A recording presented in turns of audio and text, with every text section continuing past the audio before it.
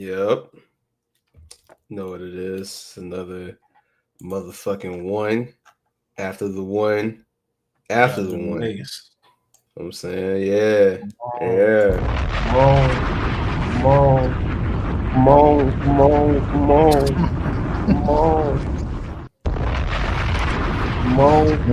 Winston Bethel. I wouldn't call Winston Bethel is kind of funny. I wouldn't call Winston Bethel. Winston Bethel. Yeah. Nah, Winston's a funny guy. Larry Winston Bethel. Oh, we're gonna haha. That's funny. Haha. Haha. And it's no entertainment. Yeah. Entertainment. Yeah. Nel Casa. Hey, Nah, don't put me on. Don't put me on that. hey, Larry. You just said. I didn't know where I was going, but I had to stop because I would be like Nelly Combs. I want to. Yeah, that's crazy. Yeah, that's why I had to stop. I was like, hold on. Nah, you see, he coming in hostile. He got his Def Jam Fight for New York beanie on for those listening. Like, yeah, the cold front is here, huh? It's that time, Winston? That wasn't. That no yeast on. Yeah. Well, hey, put that Mob Deep on. Put that Rome Streets on. Nah, put that Monday night on. Put that J from Church on. I ain't trying to be cute no more. Nah, man. Shout out to the guy. It's cold outside. I'm angry. Now, I'm not seasonal depression. I'm not gonna lie. I'm gonna tell you how cold it was outside. Mm-hmm. Actually, I'm about to show you how cold it was outside. To me, to you, you can only be you. In my area, it is Mike outside. It is Mike outside right now. It is Mike. Mike outside. Yo. It is Mike outside. Bro. With the PA Nick. Look, he had a PA Nick. This man said it is Mike outside. It is Mike outside. You gotta say holiday season, like PA knit season. Hey, nigga. Hey, man. It's a nut ass nigga. Alaska and Carolina. Yeah, me? Okay. Nah, it is Mike outside. It's crazy. Oh man, that's crazy. That's right. That's the weather right now. Sanity, dog. I'm about to start rapping lyrical offbeat. Offbeat lyricism. Nigga. Okay, Earl. All right, sweatshirt. All right, Murph sweatshirt. Murph sweatpants. All right. Murph sweatshirt. I'm gonna get Marcel that same jacket on his 30th birthday. Hey, no. Let's leave. No. Because according, I think Cardi just dropped a song, so you're not finna see that nigga for no time soon. So. I'm not gonna say anything, but you gotta make sure you're in the Discord. Because that Sodom Baby drop. It was. I've never seen my men act like this before. If I said music, my young man, I don't salute that shit, man. Nah, bro. as the big brother to the Nationals, the young Nationals, nah. Big brother national. Being the big brother, I'm Papa National, nigga. Yeah, I'm Papa National. Yeah. Yo, PN is crazy. Hey, man. PN Dawn. I would play they shit, but I don't want to get kicked out. Not again. Well, music didn't get us fucked up. Yeah. You know what got us fucked up. You know what I'm saying? It wasn't music. Oh man, that's crazy. We can't even say them words anymore. Shout out to PM Don, man. I remember the first time I discovered them niggas, I was like, wow, all right, this is what the 90s was really doing back then. Okay. Yeah. Were you set adrift on Memory Bliss the first time you heard them?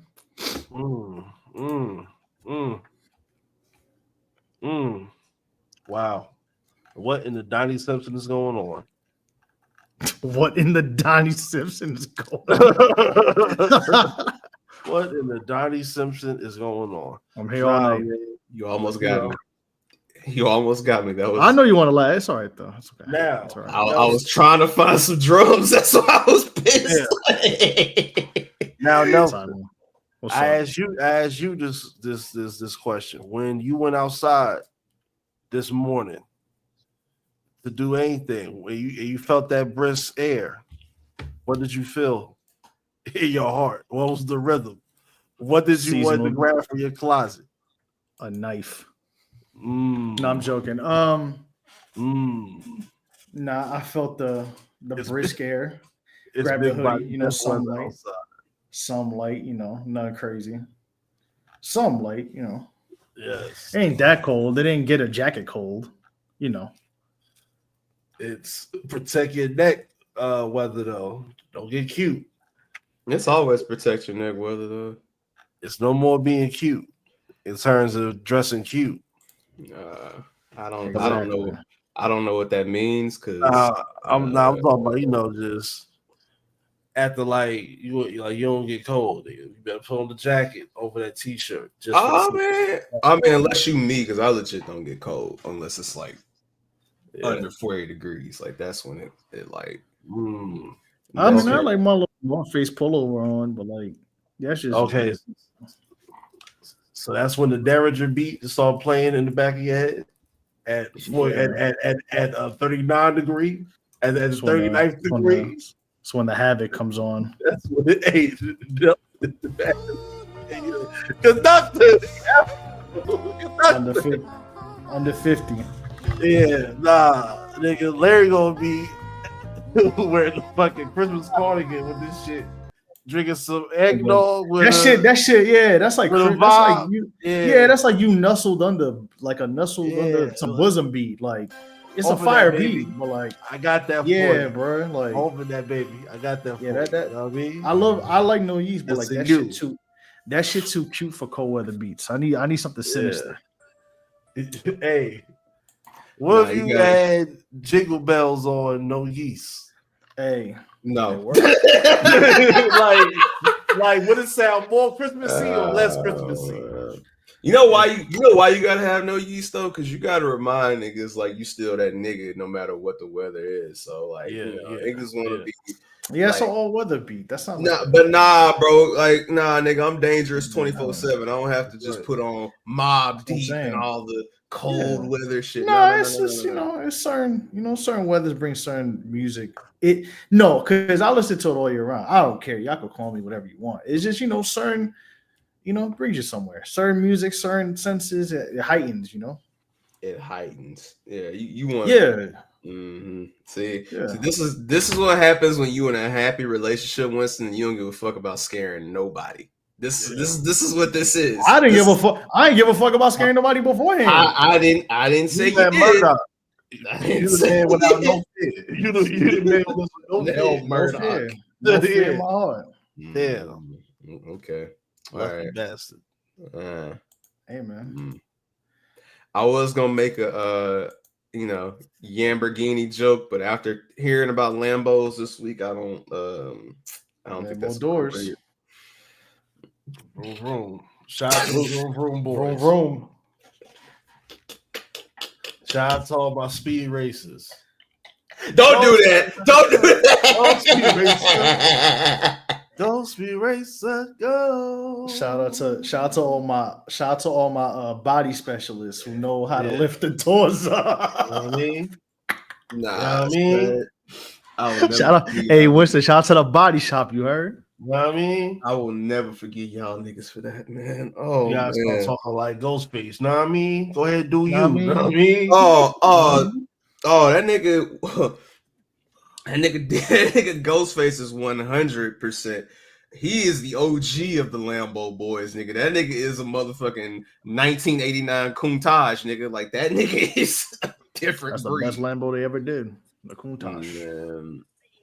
You think so? I have to look at all the Lamborghini models to see like I'm a Countach. I like the Jalpa too. I don't know. I like those 80s, 90s Lamborghinis with the Speed Racer rims. Those shit's tough to me. Let me see. I mean, Diablo like, cool, Gallardo cool. Like I think Diablo might be mine. Let's see. Let's just look. All right, so you got the I never knew how to pronounce that shit. Huracan. Okay. Huracan. It's Spanish for hurricane, but okay.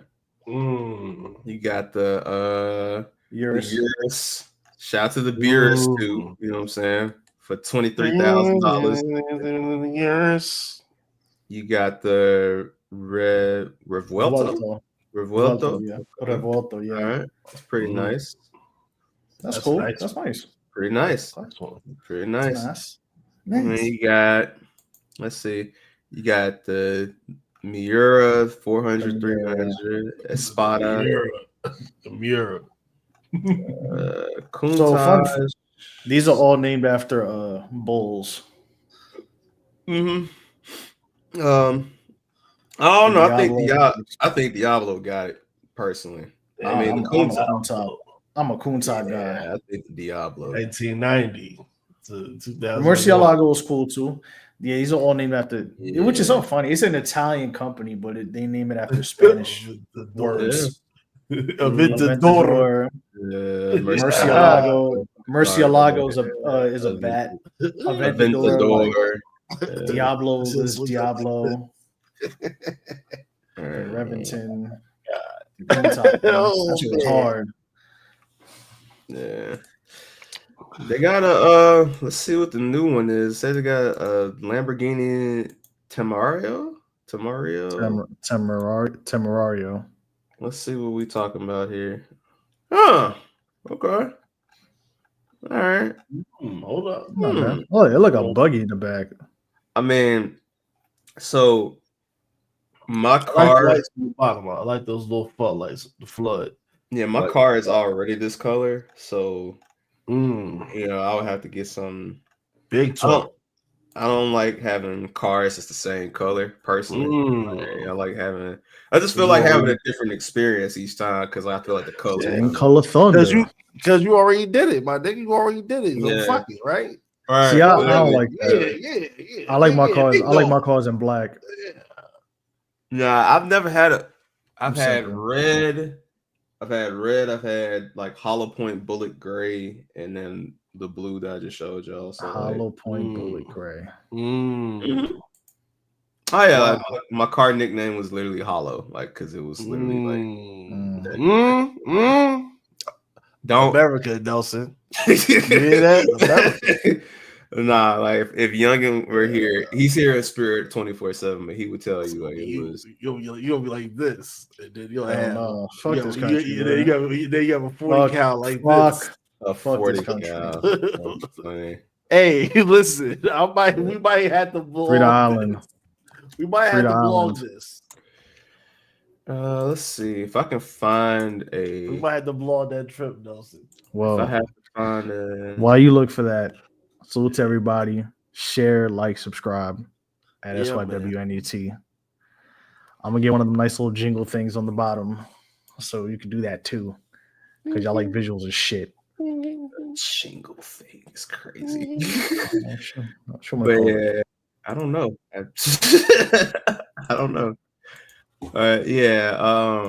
This was the color. I don't have this car anymore, so I'm not worried about it. Color Thunder. I was like like a graphite color. Sort of. Yeah, like the hollow point bullet. Yeah, the big rollers here. Yeah. Every car on was black, except technically the first car I drove, which was silver, but it wasn't my car per se.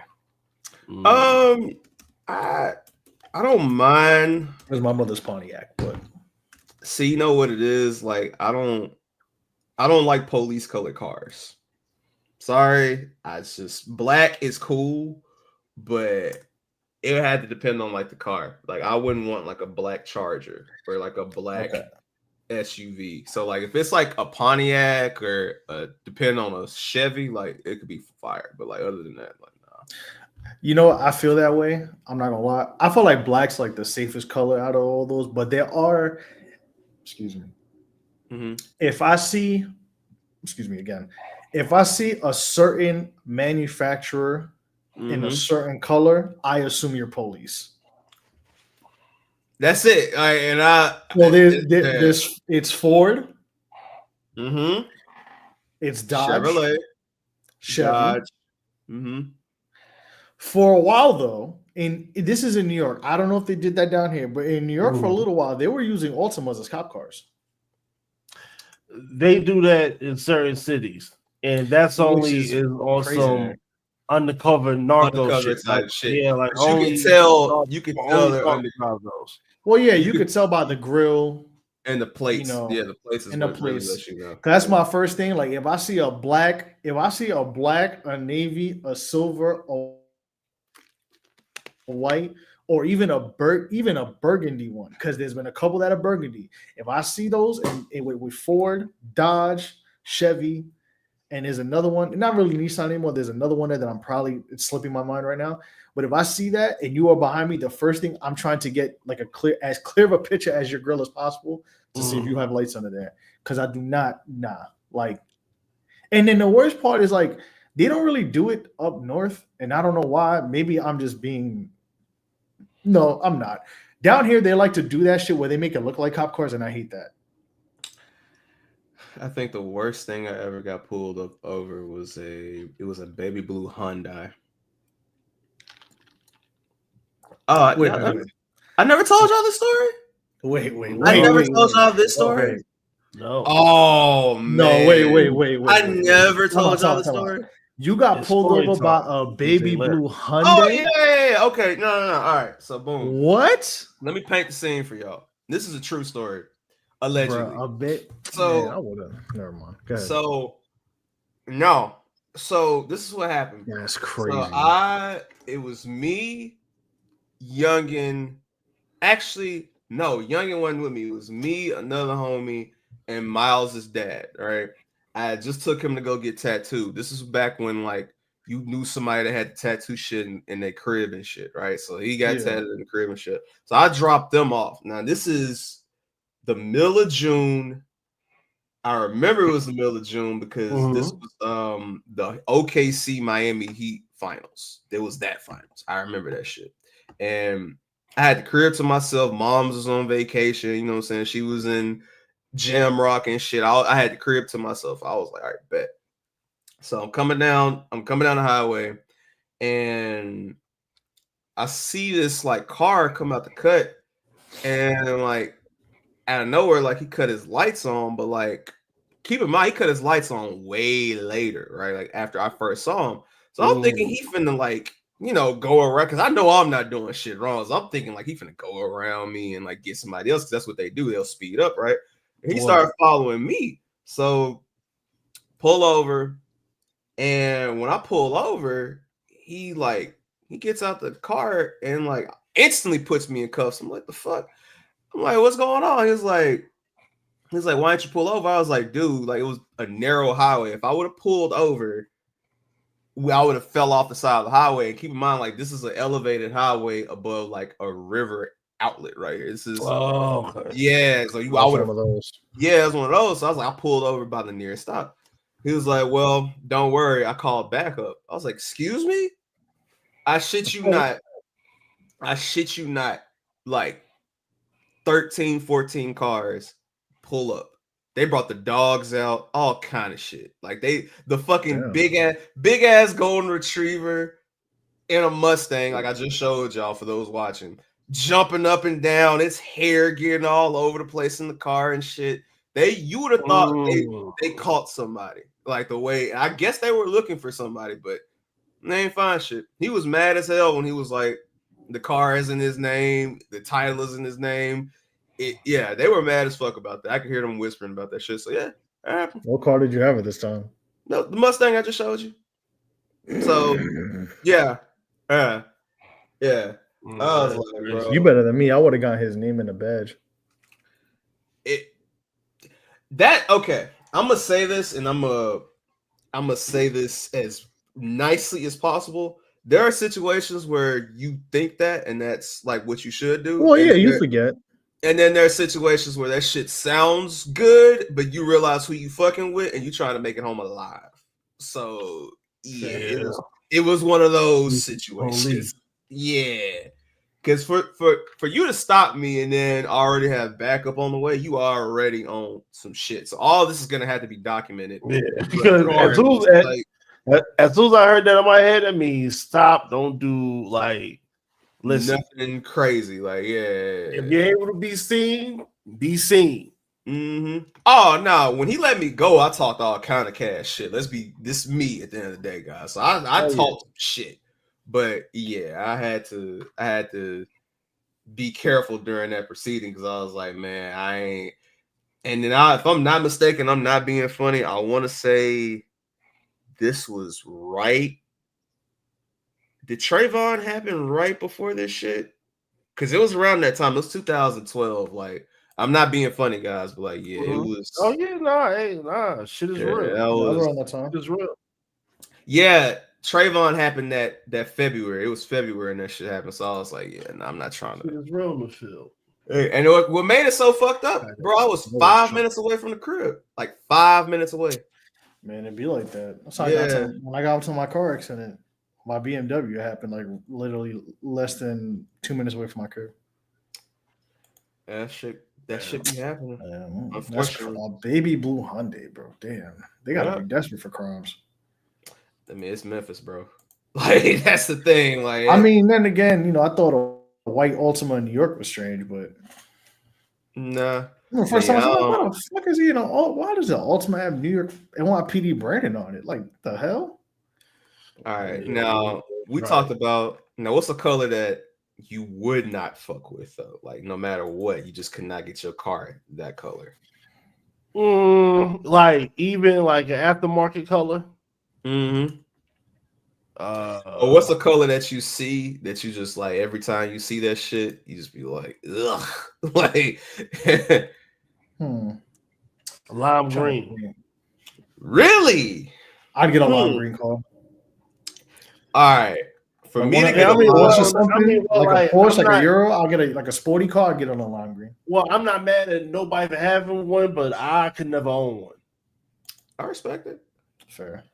I respect it. I feel that way about. But they look good on video games. Shit like I feel that way about like those cheesy yellow cars. That's like that. The sport cars, like yellow and shit. I don't like yellow. I don't like yellow. I don't like yellow cars.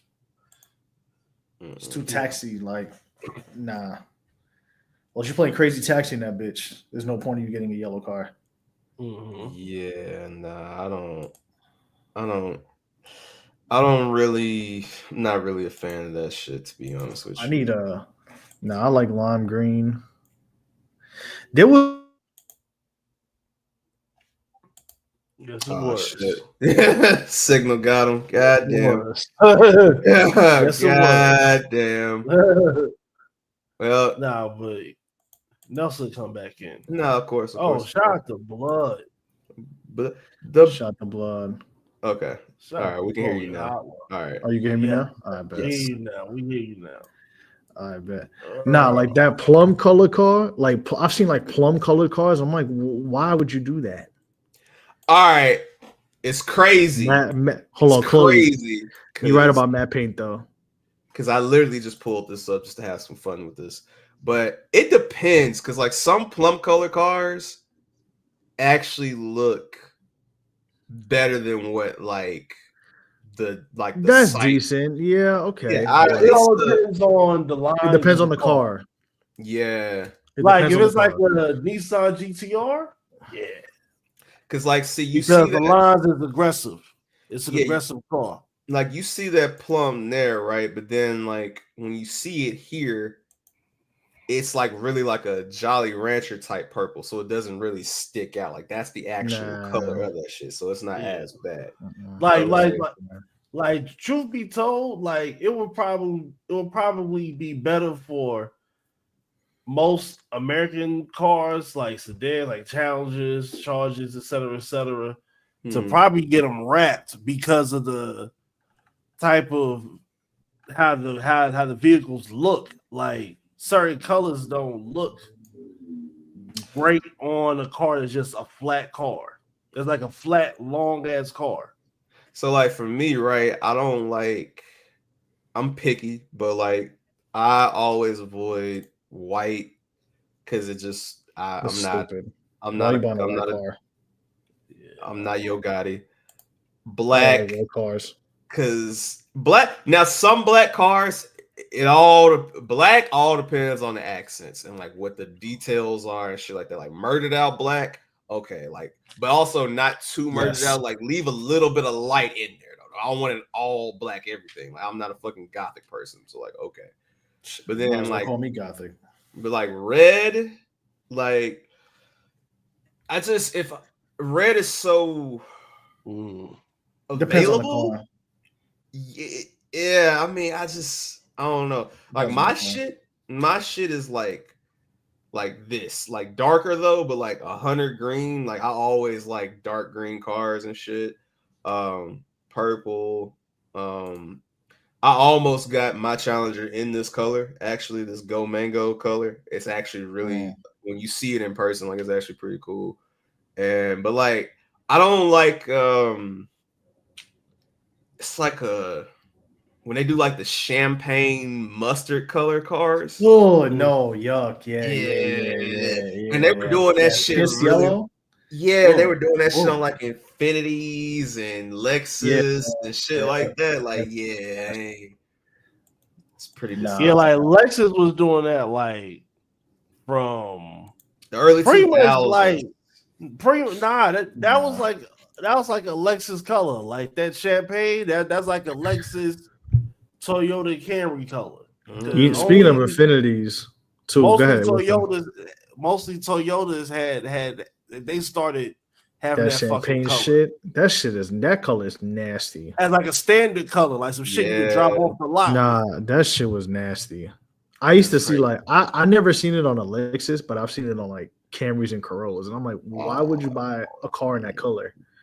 Nah. Speaking of like company colors, somebody that champagne. It was like that. It was like an LS02 or like that 10. Yeah, like that, like champagne 10. Nah, that shit was nasty, bro. Yeah, it was. It was brand new and all that, but still, I was like, nah. I see somebody drive a fucking Toyota Cressida with that color. I was like, what the fuck is that? Yeah, like it would even be like Chevy, like Geos would be that shit. Like fucking, you know it's a car that really used to have that shit. Impalas and Monte Carlos, they stayed having them shits out. Like I hate that color. Yes, that color's terrible. Yeah. Speaking of company colors, y'all remember that blue Nissan had? It's like I guess you could call it photo blue. Mm-hmm. For some reason, I've always liked that color on any Nissan. Like it don't matter if it was a fucking Pathfinder, it looked nice. It was so weird too, because I'm like, why? Like I don't know why I like this color, but I just do. This is safe space. Yeah. Okay. Yes. I used to like that color until we're guys, we're pals, we're friends, we're family here. I used to like that color. I used to like that color until my ex had a Nissan that color, and I used to see that car all over town. I didn't know what was going on because she was the stalker crazy type, so I didn't, Yeah, that color's either like that color's fire, but then like sometimes you see who it's one of those situations. Yeah, you can see somebody driving that car, and you're just like, yeah, that's not a. I'm like, it's like you want to say it's a. I don't want to say it's a bad bitch color, but not in a good connotation. It's just like, nah, that's a dangerous. Yeah, somebody that car that's dangerous.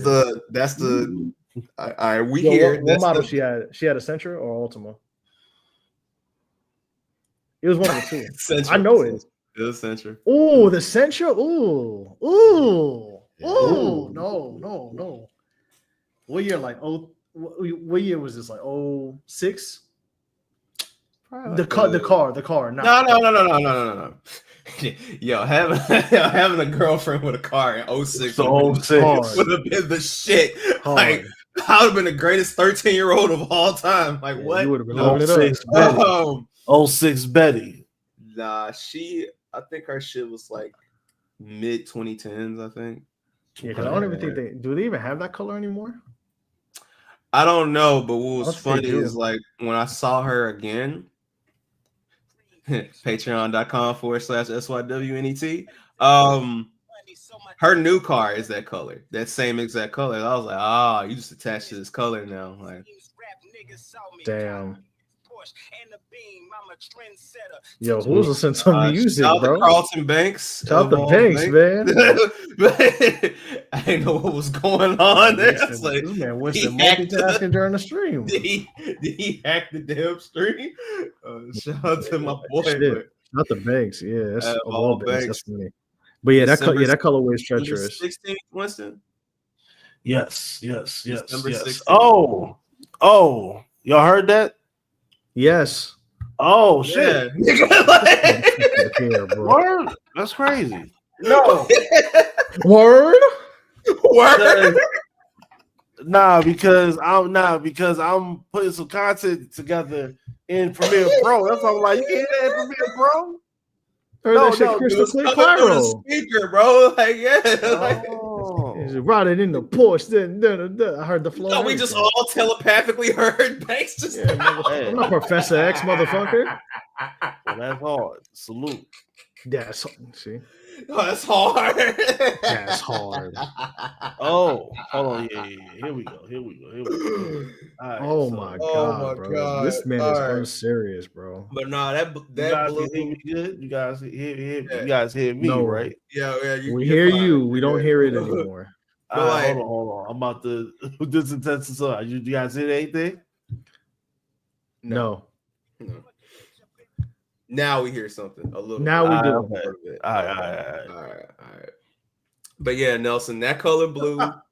So basically, like the blue you have on your jacket, the burgundy I have on my shirt, silver, like photo blue. No, silver and probably like black. That's like my son is my king Nissan Ultima colors for sure. Like. Yeah, those the ones. Those the ones that.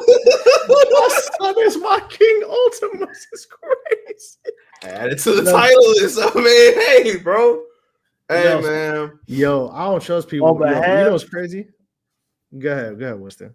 On behalf of me and Larry, you need to every day you wake up after you thank the Lord of Bugs, you need to kiss your girl on her forehead and be like, "Thank you for saving me from the wilderness." Because this is what we did.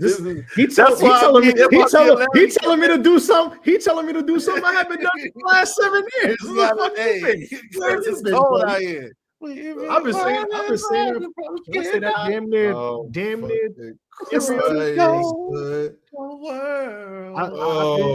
near say that every other day. That ain't nothing new to me. Oh buddy. No. Hey, yeah, nah. You ain't never been on the receiving end of when Nelson accidentally text us instead of G Money. Yeah. I ain't gonna say what he said because we honorable, you know what I'm saying, but it ain't even nothing bad, but it's just shit. Oh no, it's not. It ain't nothing bad at all, but it just be funny because my girl love her. But it'd be funny because it'd be like we just be like, Nelson, hey, I know you're tired, brother, but wrong chat. Yeah, cause like one time I did it by accident because I was playing ball and I meant to text her like, yo, I wanted to tell her where I was at because I had to go pick something up after. But like I didn't text her and I realized, oh shit. But like I was just like typing like sent it. I come back, I just see the motherfuckers laughing. I'm like, yeah, Hey, you know what? Hey man, nothing wrong with that, bro. I'd rather you. I live my truth. Listen, I live my truth. Mm-hmm. Hey, I live. It's a lot of niggas not living their truth. There's a lot of people not living their truths out here. You know what I'm saying? Man, like like talk, like damn. Hey, Winston. I mean, Are we hey, here? Are we here? Not yet. But I just want to say the lesson of today's episode is grow out today in the wilderness. Grow up. Okay. Grow up. Grow the fuck up. You heard? Oh man, before we get started, for real, I guess. Welcome back to Show Your Work. I'll go ahead and announce it now. So Wednesday, episode 80 of Mid-Cars and Catering live on all the usual suspect platforms will be our annual Union Potluck. Look at that. Yeah. So we will be live. Y'all stay tuned to the socials. We'll make sure we give you all the details of when we go live and all that good stuff there. Got a couple surprises planned for y'all. Got some nice topics, but hang out with your bros. Get some good convo in before you get that. As you get your Thanksgiving cooking prepared, or before you head out for Friendsgiving and all that good stuff, man. Hang out with you guys, man. So we live on Wednesday. We are live on YouTube, X. No X, but keep going. Twitch, all where we normally at. Damn, I'm gonna be fried. It's up.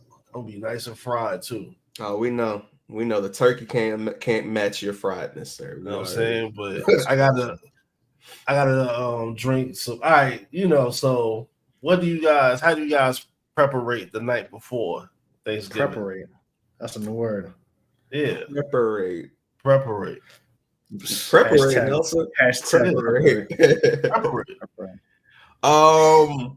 I don't. I'm not.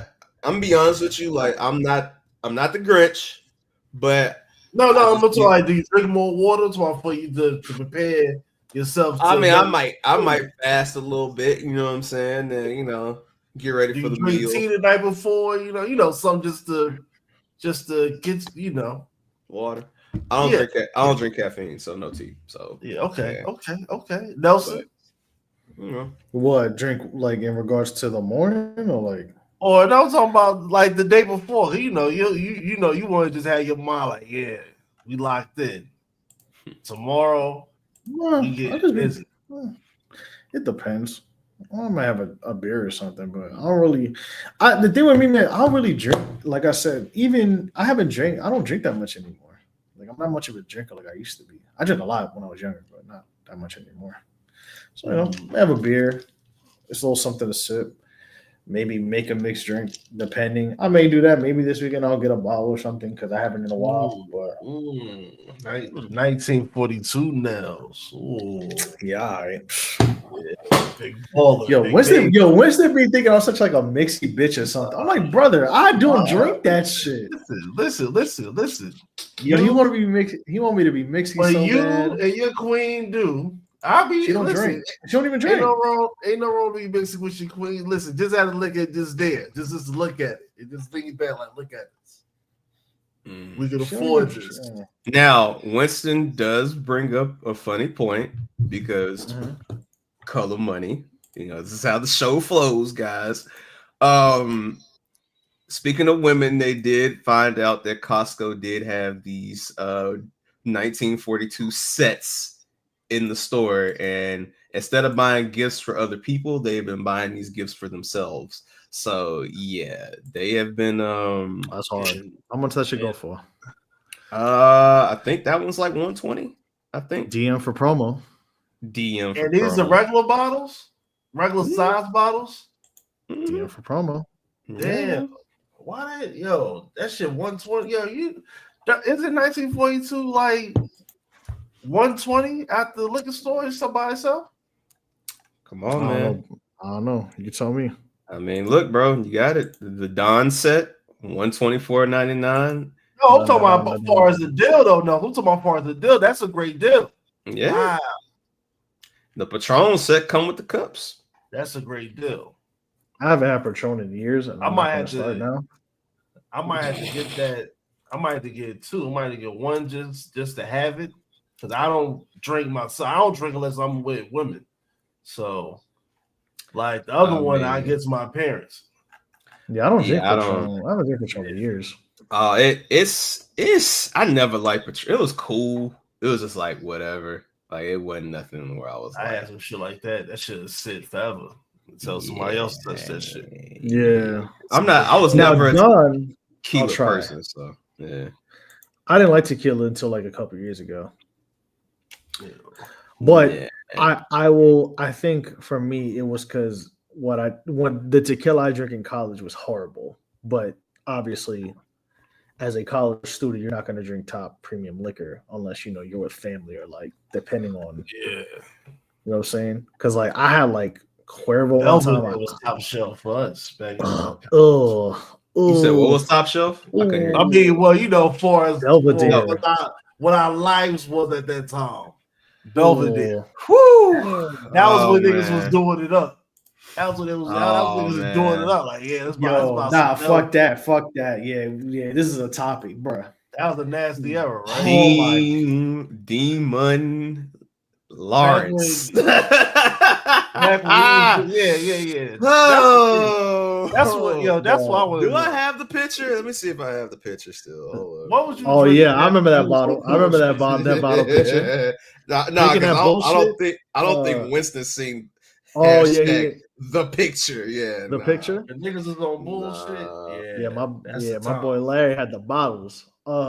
Svedka, Sky, New Amsterdam. Ugh. Take a lot of Bacardi in college. I don't know why. Bacardi. Ciroc. I was in college when Ciroc was big. So. Oh yeah, I was a Ciroc boy. What? What? Yeah, it's a Ciroc boy. Yo, I'm not gonna lie though.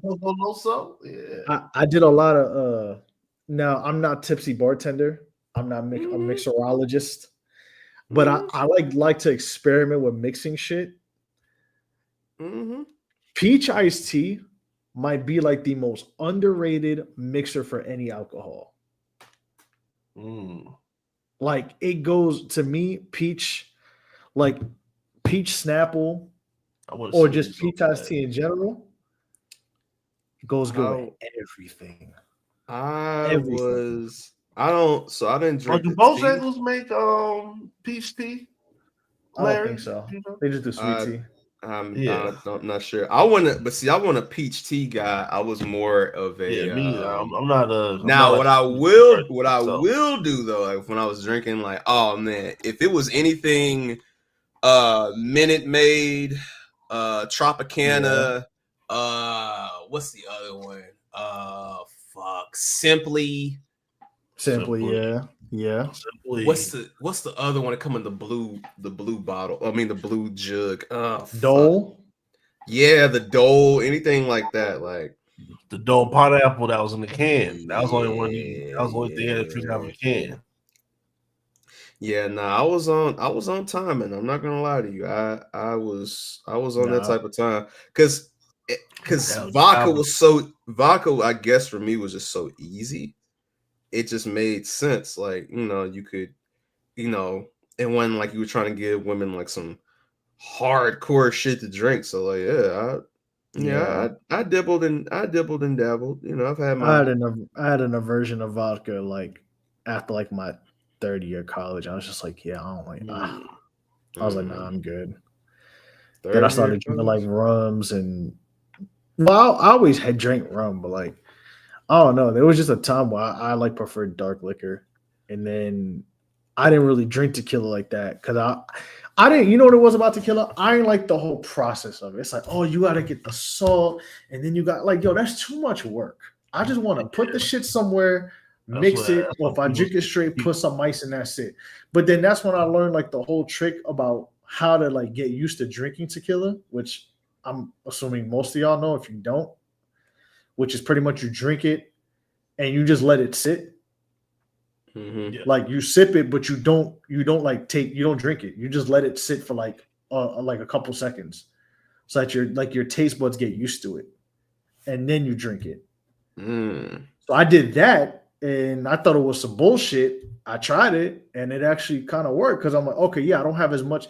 I mean, granted, it probably because I drank cheap tequila the couple times I did in college, but compared to what I was drinking at the time. But after I drank it, I didn't have as much of an aversion to tequila as I did when I was younger. Because there were times I was younger, I would, for some reason, if I had it, especially after I drank, I would want to throw up. I'm like, nah, I can't drink no more. Like I'm done. But tequila, I could drink. I could drink tequila now, depending on what it was. Okay, I ain't gonna lie. Like I'm not a. See, I was a barbarian, Nelson. So I was just like, I wasn't mixing. I get it. Yeah, I get it. How you live? Yeah, I was getting straight to it. I didn't care about. I was like, okay, it's in there. I just drank that shit. That was we was drinking like some thotties when we were younger.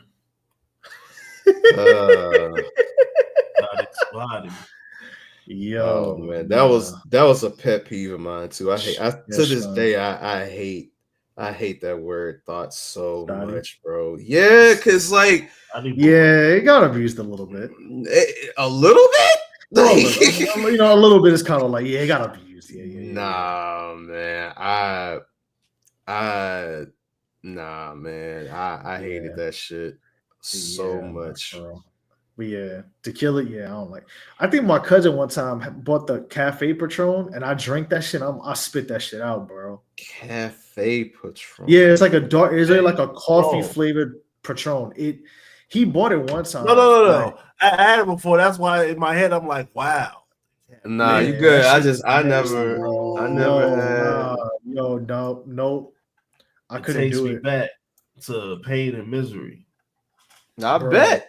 Nigga, like I can remember tasting that. I remember having the one of the Cuervo Gold bottles. I almost threw up when I had a shot of that.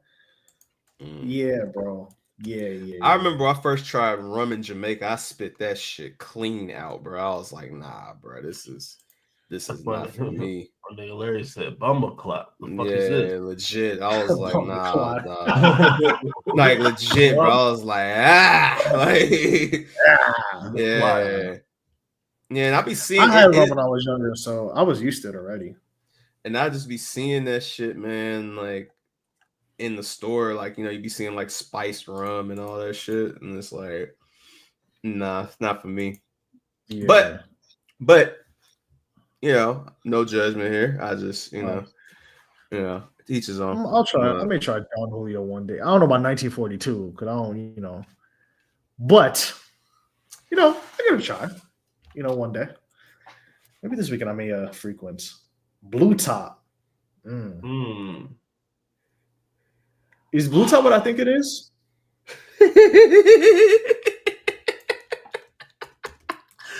Just for shit. What, you talking about Grey Goose?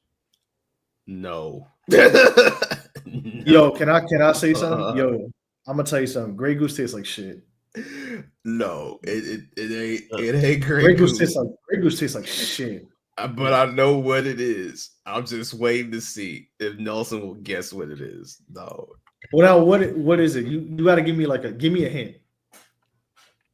I mean, you're close. You're close. What did I say? Grey Goose? You said Grey Goose, but it ain't Grey Goose. I can tell you that right now. Is it vodka? Yes. All right. So I'm gonna write off like 4. So just stop me. Sky? Zvedka? Wasn't after them, right? Was it Milagro? You Pinnacle? No. Belt? Nah. This might gonna be some shit that I know and I'm gonna get mad. Exclusive vodka?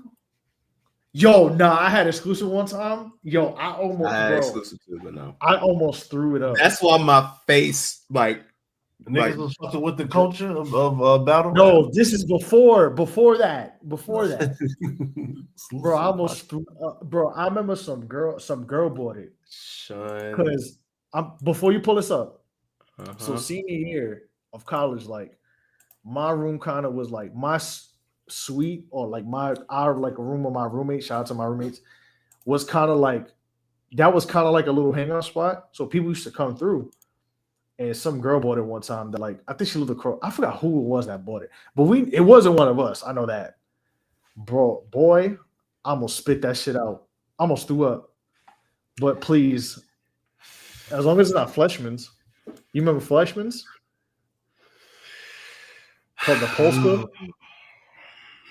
Oh, Bernie's weekend with Bernie. Oh, y'all was having weekends with Bernie in them. You gotta remember, Burnett. You was thinking with Bernie Mac. Burnett is cheap as shit. So Bernie Williams. You could easily Bernie Williams. You could thinking about Bernie Madoff. Feel the burn. Blue that's top. crazy. Yo, who making a boomerang up? Making a boomerang of Burnett's vodka is nasty. Bro. Between that's that crazy. and as in the words of Project Pat and other Southerners and other kindred spirits, wine and spirits, that parlay mousson, like Yo, you know what's so funny about parlay mousson? Now there's like Captain Morgan was like in Bacardi were like bottom tier, but like you got it out the mud. You know, you got it how you live. But hey, man, I've seen parlay mousson.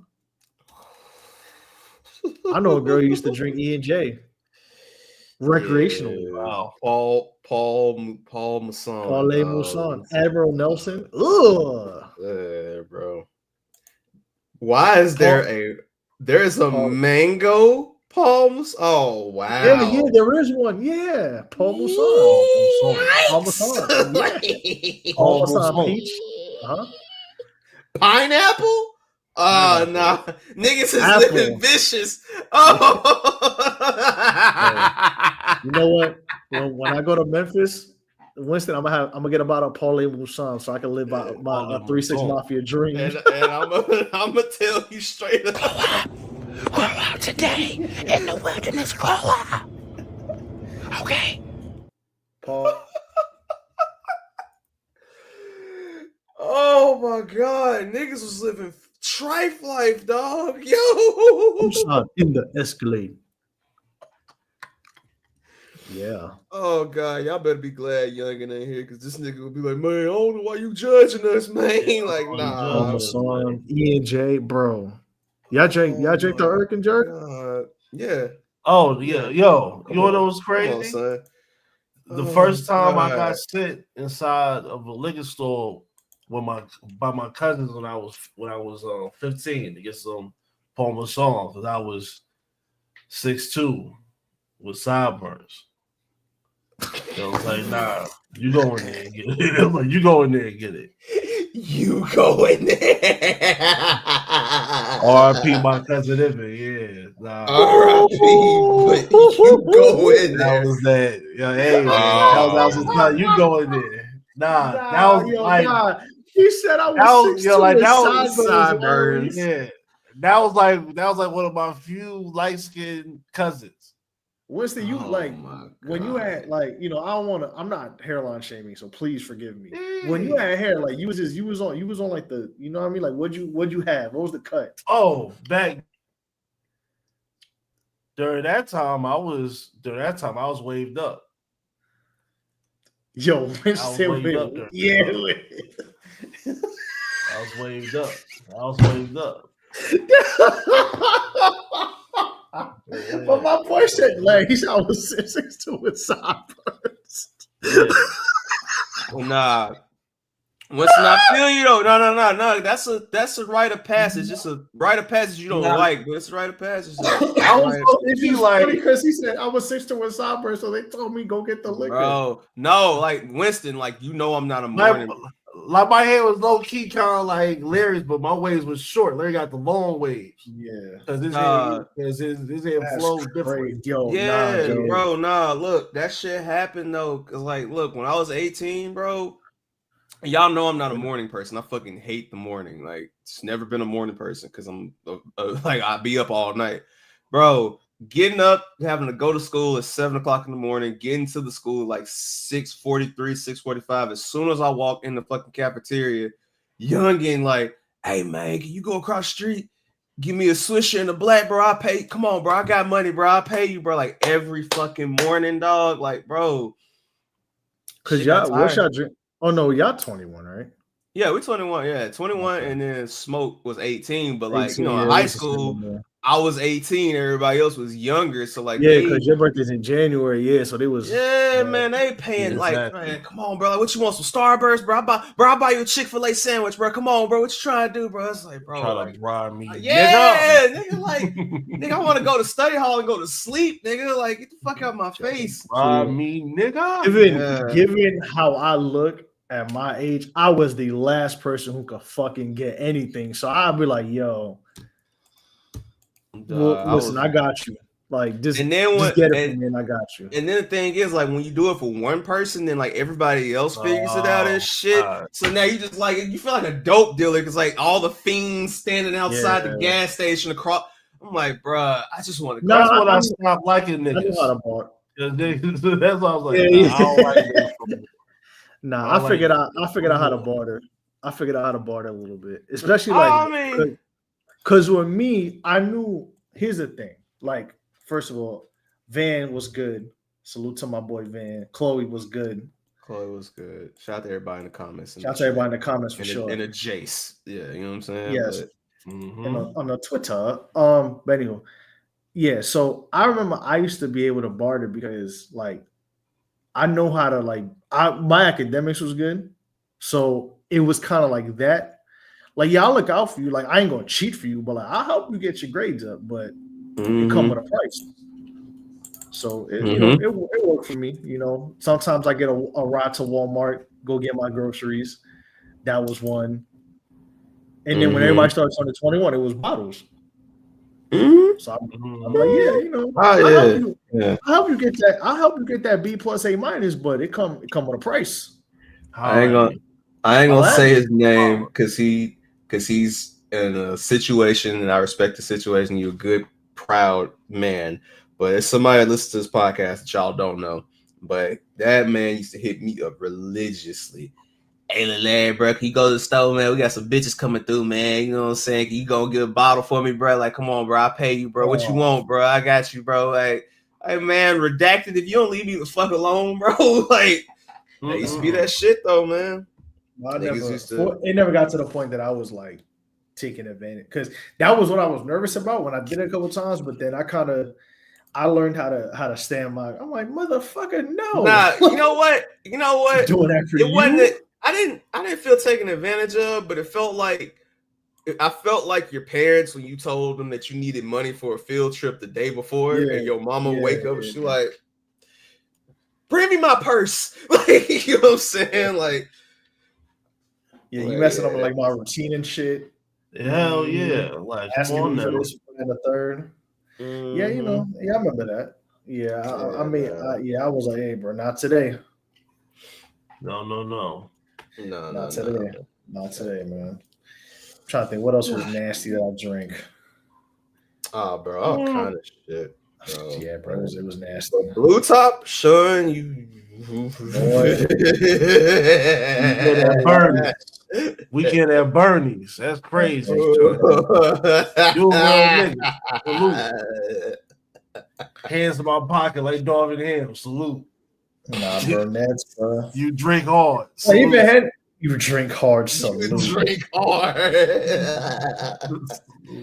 You drink hard. It's like Hennessy, bro. I can't even drink Hennessy no more.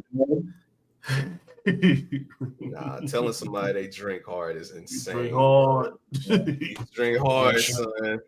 You drink hard, salute is crazy. You drink hard. All right, salute. Man.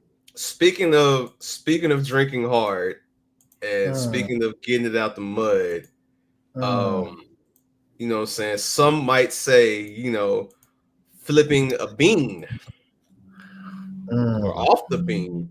I want to give a shout out to proud Black father, proud elder rap statesman, and proud lyricist who spent many of years getting his ass whooped by his brother, but now he is grinding out coffee because Pusha T has coffee grinding coffee. So as you guys can see here, Pusha T is serving the youth. Serving at work? Oh, you know what I'm saying? Grinding coffee co, man. So yeah. Hey, yeah. So he got the square pay in the background. You know what I'm saying? I know that shit.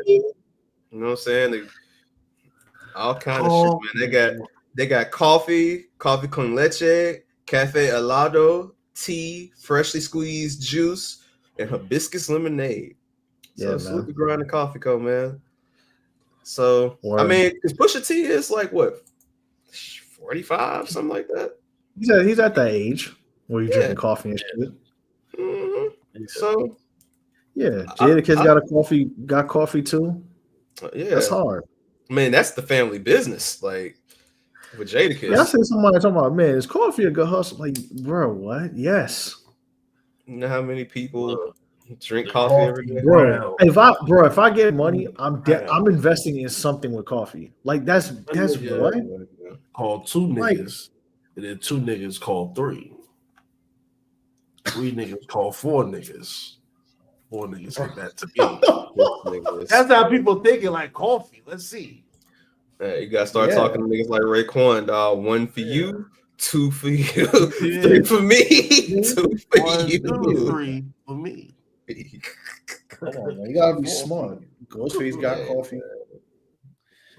Shit. Everybody got a coffee smoothie, you know what I'm saying? But I mean, my thing is though, like, hey, who am I to hate? That sounds like a winner to me. Because I'd rather that's legal, easy, man.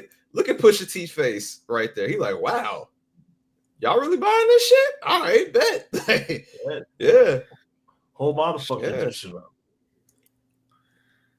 Whole motherfucker this shit up, you know? I'm just a man. Come on, man. I'm just a guy being a dude. I'm not mad at him. He's a chill guy. I'm just a chill guy. He's a, you know what I'm saying? Hey, he living his raps, man. Yeah, man.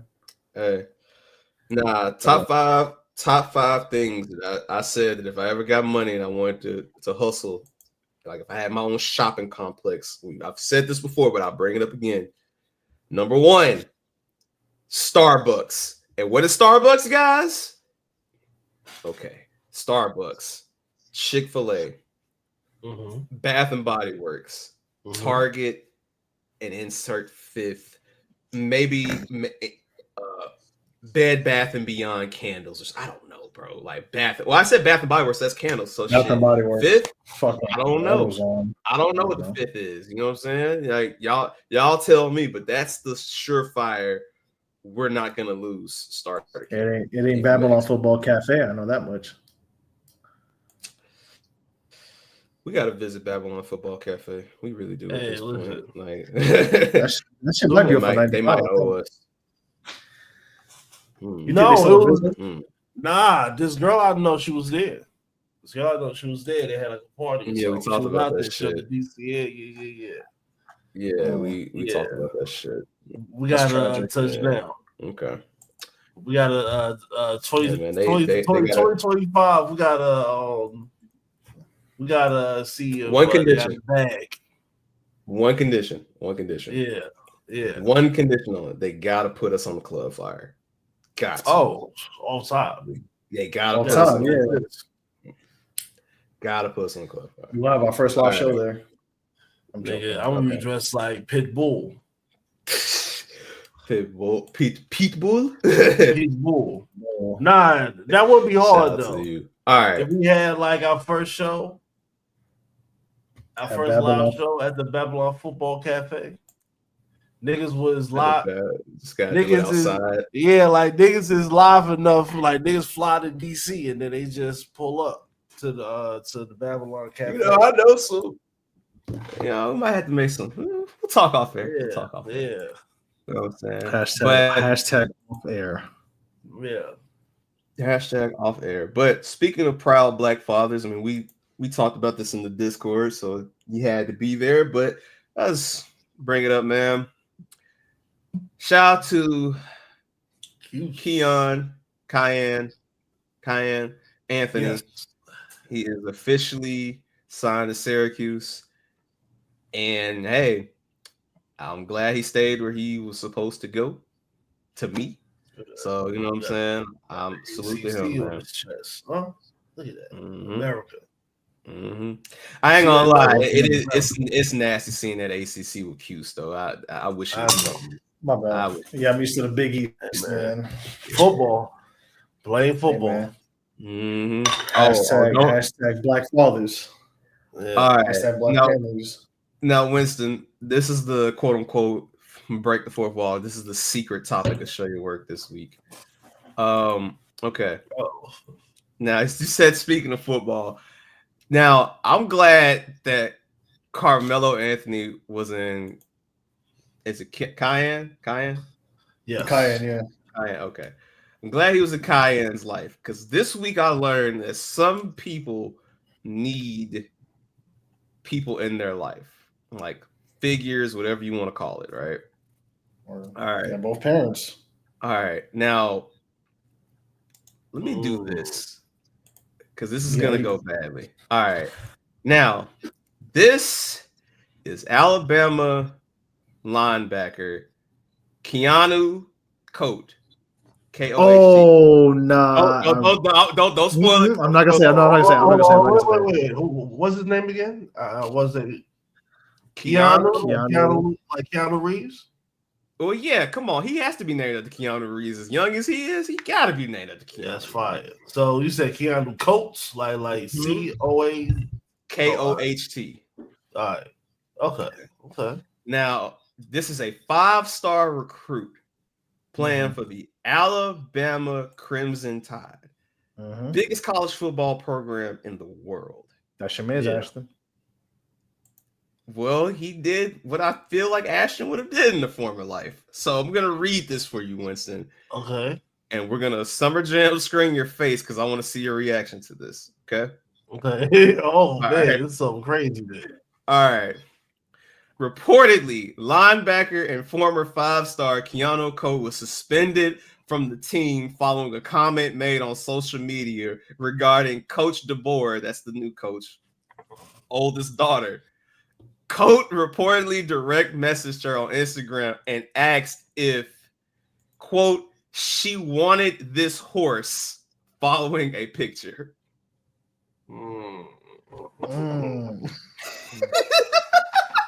Do you want this horse is crazy.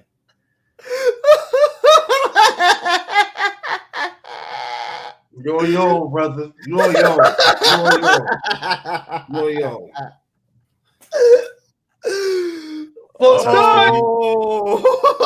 Toddy's for game in Alabama. Some people ain't going, hey, Nelson, here's the thing, my brown brother. Some people ain't gonna make it. Not everybody's gonna make it. Not everybody gonna make it, and not everybody deserves to be saved. Oh my god! Especially people who make crazy decisions like that, bro. Dog, that's insane. Dog, he told her, "Do you want this horse?" Question mark.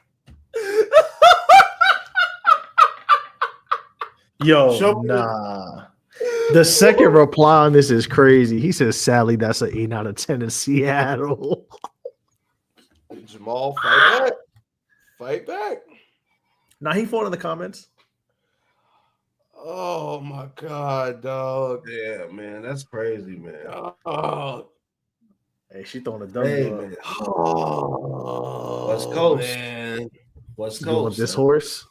That's how they give it up in the West. Do you want this horse? That's the crazy part. Like, fam, like to your white coach's daughter. And nigga, she don't even fucking go to the same school. I mean, you gotta fly out there. Dog. She goes to Seattle.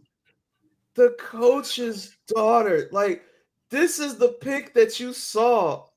Or in my mind, this is the pick that you saw, and you said, nah, I want this. And then, like, Winston, Winston, Nasty nigga. Winston, I swear to God, I cannot make this up. Bro, if you go to her page right now, I can't make this shit up, bro. I can't make this shit up.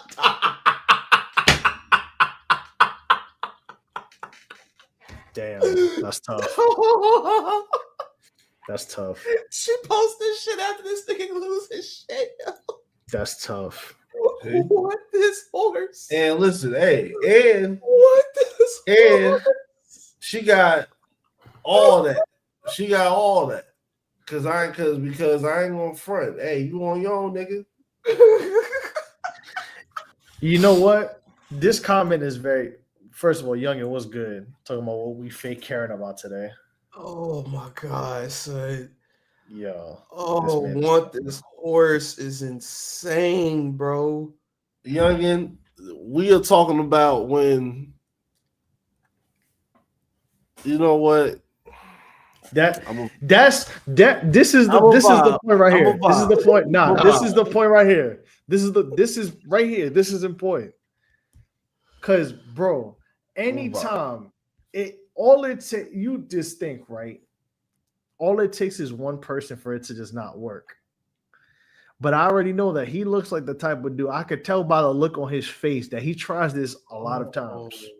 Oh my God, bro. And he is shooting like Tyrese Halliburton with that shit. That shit is not working. Oh my God, bro. But he really tried it on the coach's daughter. Oh God. Do you want this horse? Okay. Now, where's he from? All right. I've done some more research. And where's the young man from? Now, here's the thing. I've done some research.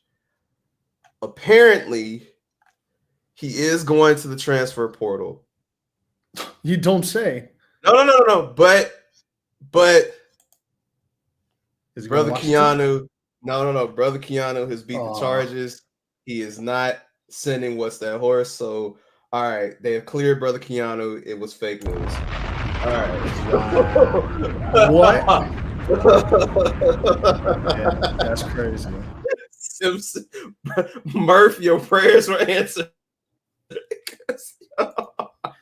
Yo, I had to do some double research. I was like, please. So who made that up? I just sent. Oh man, somebody that like gets people all the time with those kind of things. Apparently, I had to do. What's that horse? What they got NCAA Centel? Want this horse? Yeah, apparently they do. Damn. Yo, speaking of, you know that hater report page? Mm-hmm. They stole my shit, man. Yeah, the swagger jacket motherfuckers, some cocksuckers. All right. You know, that's what happens. You know, it's just sometimes you tweet shit, you don't even think it's gonna go viral. You just tweeting for the love of the game, and then it's how we live. Yeah, man. Motherfuckers. Yeah, they took my Tyrese Halliburton diamond tester meme, and they got some things off it. But you know, the game is the game, man.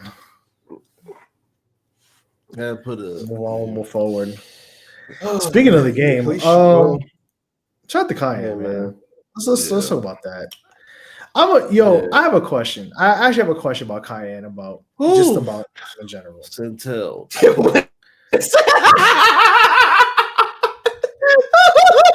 I'm sorry. I'm not even looking at the screen because I'm pulling something else up, but I can already see his face in my mind when he just let that sigh. Centelled. Oh my God. You've got Centelled. Oh God! All right. What's the well, question, congratulations. Us like little Boosie, we both got Centelled the same week. Oh man! Now Boosie Centelled was hilarious, dog. But I mean, to be fair, the homophobia was it his like a symbiote. He said yes. To be fair, the way that Sixers locker room is, I wouldn't be surprised. But we'll talk about that in a second. Nelson, what's your question? Do you feel like Bronny actually wanted to be a basketball player? Yeah. We get into the real part of it. Yes. Because I don't know. I feel like hold on. Now, do you think? Did he have all from a non-hate perspective? Winston, I know. Oh, this is strictly non. No. I don't give a fuck about that. No, I'm talking about you. I don't give a fuck about that. No, I'm talking about question. No, I'm saying like no. I know. I'm talking about for you because I know you joke a lot. You know what I'm saying? But like, yeah, no, this is serious. Oh, yeah, but nah.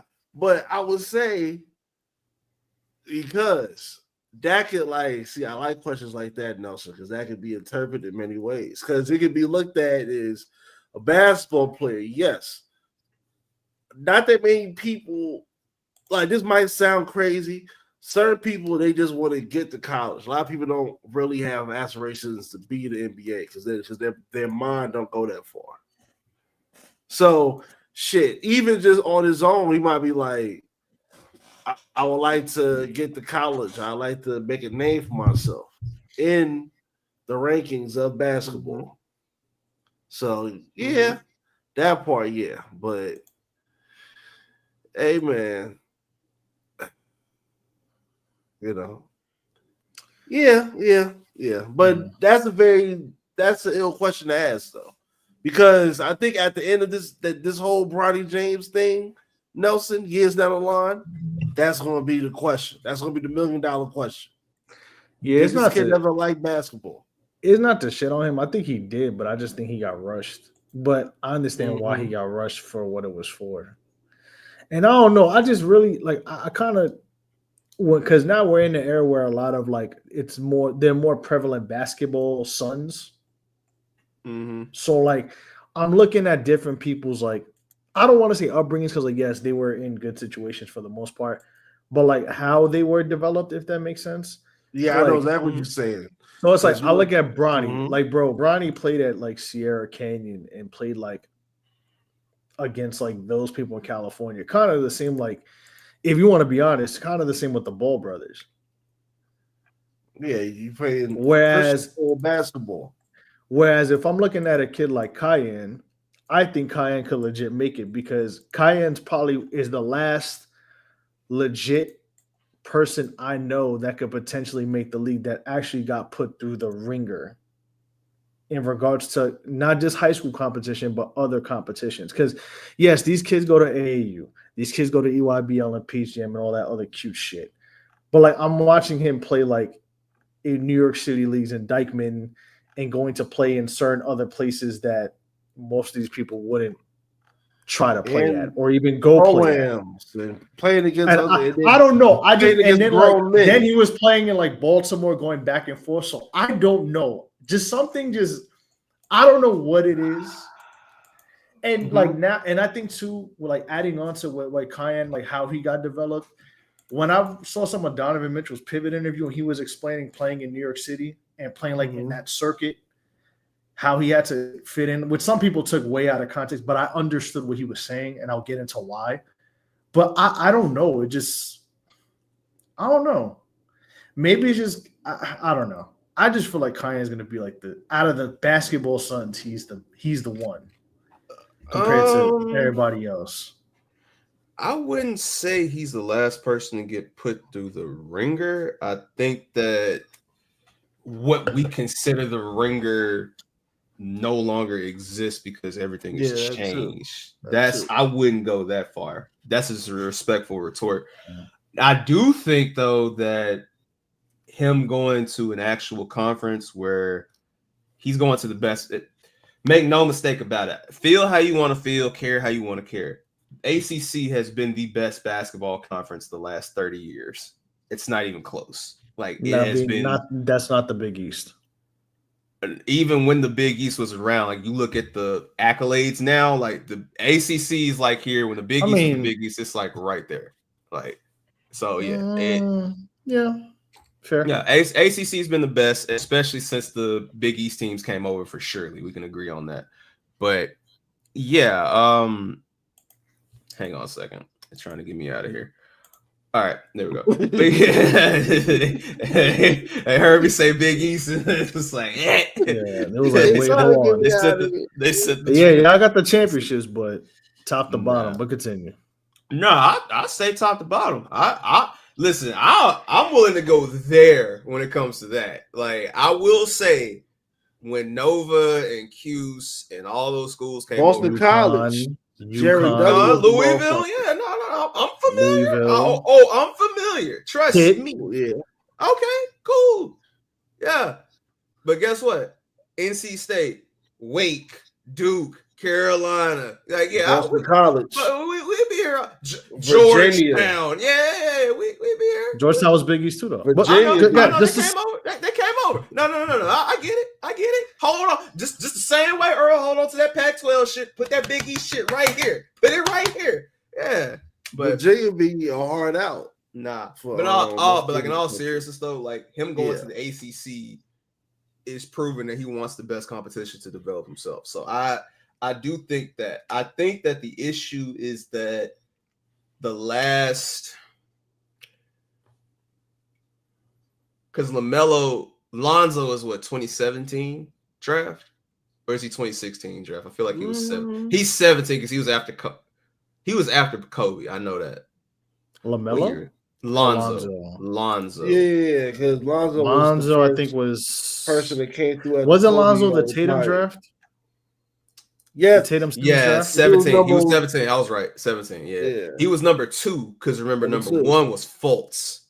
Yeah, Fultz went number 1 that year. Okay, I was Fultz. Yeah. Ever since people knew of Zion, basically in that time period, and like they paid attention to the adjacent players that were coming out around that time, because this is all like Chino Hills highlight tapes and all that shit. I feel like there were ways made for people to like kind of gloss over certain shit. Like when Lonzo went to UCLA, he was good. I'm not gonna sit here and call Lonzo trash and them like that, but at the same time, UCLA had been down for so long when it comes to basketball. They hadn't been the same really since. Like, they may win and get in a tournament here and there, but they're mostly a perennial NIT team as of late. They haven't been the old UCLA that we heard about or knew about in certain time periods. So that brings on other schools who took advantage of these things, and which made me say, why would Kiyan want to go to USC? USC is not known for basketball. Their women's program is great, but they're not known for basketball. They're known for getting guys that go there and make themselves look good, but they're not a basketball school. And I feel like a lot of guys during this time period of the last 7-8 years have done what I call a grift, Winston, where they'll go to a school to make themselves look good, but they're not developing. And then when the time they get to the NBA, they're exposed. I mean, prime example, even outside of college, Scoot Henderson. Look at how Scoot avoided development because he wanted to go to G League Ignite and get himself over. And then he got to the league and now he's fucking struggling because you can tell Scoot Henderson needed another 1.5 or 2 years of development before he should have took that jump. And I feel that's what happened with Bronny. Bronny, they forced Brian to skip the process so that they could have this Kodak moment, which we all knew what the whole jig was. I do think Bronny wanted to legitimately be a basketball player, but we knew LeBron wasn't going to hold up that long. So it was like now or never, because Bron could have retired, 5 years ago if he wanted to? And his legacy would have still been the same. We all would have still looked at him as the GOAT or one of the GOATs, but he stayed along so his kids could be here. So I do think Bronny did want to be an NBA player, but I feel like he got rushed for sure. I feel like he got rushed. So Kiyan, he's doing the right thing. Like, don't rush it. Go to a school where you're going to have to work for it. You're not going to be the top school in the ACC. You're going to have to work for each win. And, we'll see what he does. But I think he'll be great in college, though. I think he'll do really good. Oh, yeah. Like, it's because, I think everybody got the sense that he's going to be there for more than 1 year. So it's going to be a fun ride. He should be. I would hope he is. But, I mean, at the same time, Winston, you and I both know Yeah. If they say, hey, if your agent says, hey, I can get you top 5 in the draft, what are you gonna do? You know what I'm saying? But we'll see. I mean, because how tall is he? Like 6'4", 6'5"? I don't know. I know that, like, I don't know. He's like I know 6'5", that. I think. Yeah, I know that. Looking at him, he's probably gonna end up being 6'8". He's 6'5", I think. He's 6'5", 177. Yeah. Yeah, like by the time that he's like his mid-20s, he'll probably be 6'8". Mm-hmm. Yeah, he'll probably stay in Syracuse a couple years. I mean, unless like he goes crazy the first year and he dips, but yeah, that's what I'm thinking too. It seems like Melo and Lala have done a good job just keeping him on course. I mean, he seems like he's kept on his course himself, but they've done a good job of just letting him do what he want to do. So I'll probably say 2 years. I think he plays 2 years. What made you question the Bronny thing? I don't. I guess it was just looking at like how Bronny came up versus him. I don't know. It was just my thoughts. And also, there's no progression. There's no progression, and also that's going to be a conversation like after All-Star break when like the Lakers aren't close to. When the Lakers are battling to stay into the play-in, that conversation is going to come up, and that's going to be the thing that pissed LeBron off. But he's going to have to face that resistance now. Now, like that might be the thing. Like, you know what? Next year, I'm out of here because, like, in his head, like y'all not appreciating me. This, that, and the third. Like, yo, nah, it's over, bro. It's over. It's over. We got to move forward. And hopefully there's something to move forward with. I don't. In terms from the media and money side of the NBA, because NFL, woo! I'm not too sure. I think we'll get to that in a second. I don't know. I think the Lakers will be in an interesting spot because I mean the Lakers season all depends on the move that we all know they're going to make, whether it's D'Angelo Russell will no longer be a Los Angeles Laker. Now, regardless. Now, who will it be for? I don't know, but we'll see. Yeah, nigga. I don't know. Now, I We'll mean, see, yeah. Dalton Connect though, like we said, that was a great pickup for the Lakers, and he's showing it. Yeah, he's been showing up. They look a whole lot better when D'Lo's not out there on that court, and more proof. I mean, shit, the way Connect hooping and the way Hachimura been bullshitting, it's like, hey, the right move. Losing his job. Hey, man. Sayonara. Hey, man. I will say, Sayonara. Dalton Connect is not. I'm trying to explain. I'm trying to use my words carefully. And this is not an indictment on him. Mm-hmm. It's just how people are like, yo, how is he doing this? And it's like, this is how I could tell you I don't pay attention. You said what? I said people only amazed because he's doing that with wearing a Lakers jersey. It's not even that. Trust me, it's not that. It's like, oh, how is he doing this and this, that, and the third? And it's like, I didn't watch every Dalton Connect game. But I'm pretty certain if a player is the conference player of the year, he's pretty fucking good. Like, they did the same thing with Emmanuel Quickly 2 years ago when he was in a Knicks uniform. It's like he was the SEC player of the year. But, Nelson, I say that. Go ahead.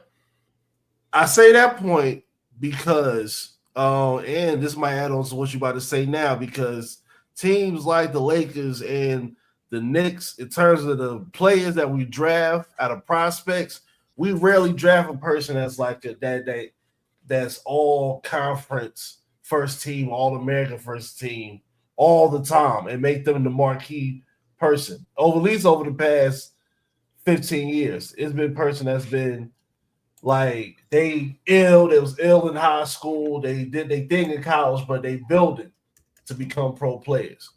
Like, like getting a guy that's like you said, the all conference doing a thing at a at like a certain city wearing a certain jersey with certain press that leaves that goes to the Austin Reeves thing. Like the numbers is dope, but it ain't nothing crazy. I mean, I'm just looking at like the last couple. I can't. When it comes to the Knicks, I can't say that with the Knicks because the Knicks have drafted well for the most part. The last, like players with that type of pedigree. I feel like the last person the Knicks drafted that had that kind of pedigree was like Obi when Obi came from Dayton because Obi went crazy at Dayton that year. I mean, Obi Toppin was the best player in college that year. Yeah, Yeah, he had RJ. No, RJ was the year before. RJ was the year before. But he had pedigree though. I'm trying not to. You're a Duke fan, but we got like we got to call a spade here. Like he had pedigree. He had something. I'll concede to that, but but okay, but I get what you're saying, but like he was the. I mean, if it wasn't for Zion Williamson, he was damn near the best player in high school. So, but that's what Winston is saying. But Winston's saying, "Oh, he was the best player." Yeah. That's what I mean. Like I understand you have your grievances with him, and I'm just saying like the Knicks kind of lost that track record. Yeah, the Knicks pretty much lost that track record. Like that pedigree was gone, or that reputation was gone after they got RJ. And now, granted, RJ Barrett, they got him at the 3rd pick, but I really think that they've drafted well. It's just some players haven't worked, but they've been good players for the most part. I mean, so what I was gonna say was just to the point that you were making, Nelson. People don't watch college basketball. They say they act like they don't. That too. So that's why they're surprised, and that goes to what Winston was saying. Like it's because they're doing it in a Laker jersey or in a quote unquote big market team, but also they don't watch college basketball because if they did, they would know that these players that they're drafting aren't scrubs. I mean, but that's the thing about college basketball. Usually the best college basketball player, because of how his skill set is for the team that he's on, doesn't mean he's going to be the fit that a struggling team in the NBA is going to want. Exactly. And this is why you have guys who they like, oh, well, Scoot Henderson and all these people they've been pushing and promoting and all that. When you actually pay attention, it's like, what is his competition? Granted, he's playing against NBA level guys, but what is his competition truly? Because you can play G League and go crazy all day, but when you get to that main show, it's different, especially if the team isn't formatted for you. This is why, what's the dude's name, Winston, that was going crazy in college a couple years ago? I think his name was Luke Garza, I want to say. Luka Garza was going fucking crazy at Iowa. And guess what? He didn't go to the fucking 52nd pick because that's just how the cookie crumbled for his game. I mean, hell, I could go back to Tyler Hansborough, bro. Like some of these guys just don't pan out just because you're the best. But it is certain people that would, if you look at how shit is measured, even though basketball, because Nelson, you can't measure basketball by accolades all the time. Oh yeah, I mean, in terms of scouting talent at the amateur type level. So even like a person like Al Horford and Joakim Noah, that's a fucking rarity. Somebody coming out of college that's not a teenager, they're a champion, and they have composure. I mean Jalen Brunson. Yeah. I mean, even the year Cole Anthony came out, bro, like he went number 15 and he was clearly a top player in college that year. I mean, but again, it's all about skill and how the cookie crumbles, because just because you went to Kentucky doesn't mean that you're going to turn out to be that dude in the NBA. I mean, to this day, there's 20 teams that wish they could say, damn, I wish we picked up Tyrese Maxey at 21 that year. But they didn't, because they didn't pay attention. I mean, and the Knicks picked up quickly and he worked out, and it was great for them. But I mean, not everybody is going to hit when they do. I mean, because people look at potential and not, what the actual player does. But also a key and important thing is look at the style of basketball that JJ Redick plays. It's akin to a college from what he learned from Coach K.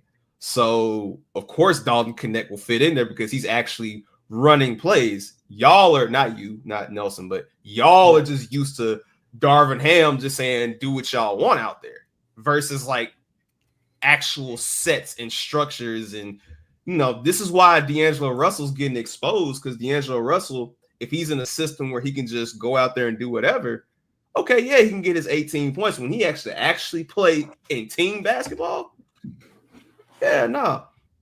I think me and my barber were talking about this the other day when I got chopped. He was like, it's a lot of people in the NBA that know how to hoop today. It's not enough basketball players in the NBA. And that's the problem. Yeah. Like, not enough people that know how to play team basketball, and it's a lot of individualistic shit. But nonetheless, I think Kiyan is coming. I'm trying to learn, y'all. Kiyan is going to do great at Syracuse. Kiyan like pepper. Yeah. Kiyan like pepper. Yeah, I think he'll be there like 2 years. Yeah. Give or take. Yeah, he should be there for about a good 2 years, but we'll see. Right. No, for sure. Kiyan, I'm rooting for you, but when you come play Big Blue, hey, sorry, brother. Let's go Q's. Let's go Q's. 40 piece them bitches.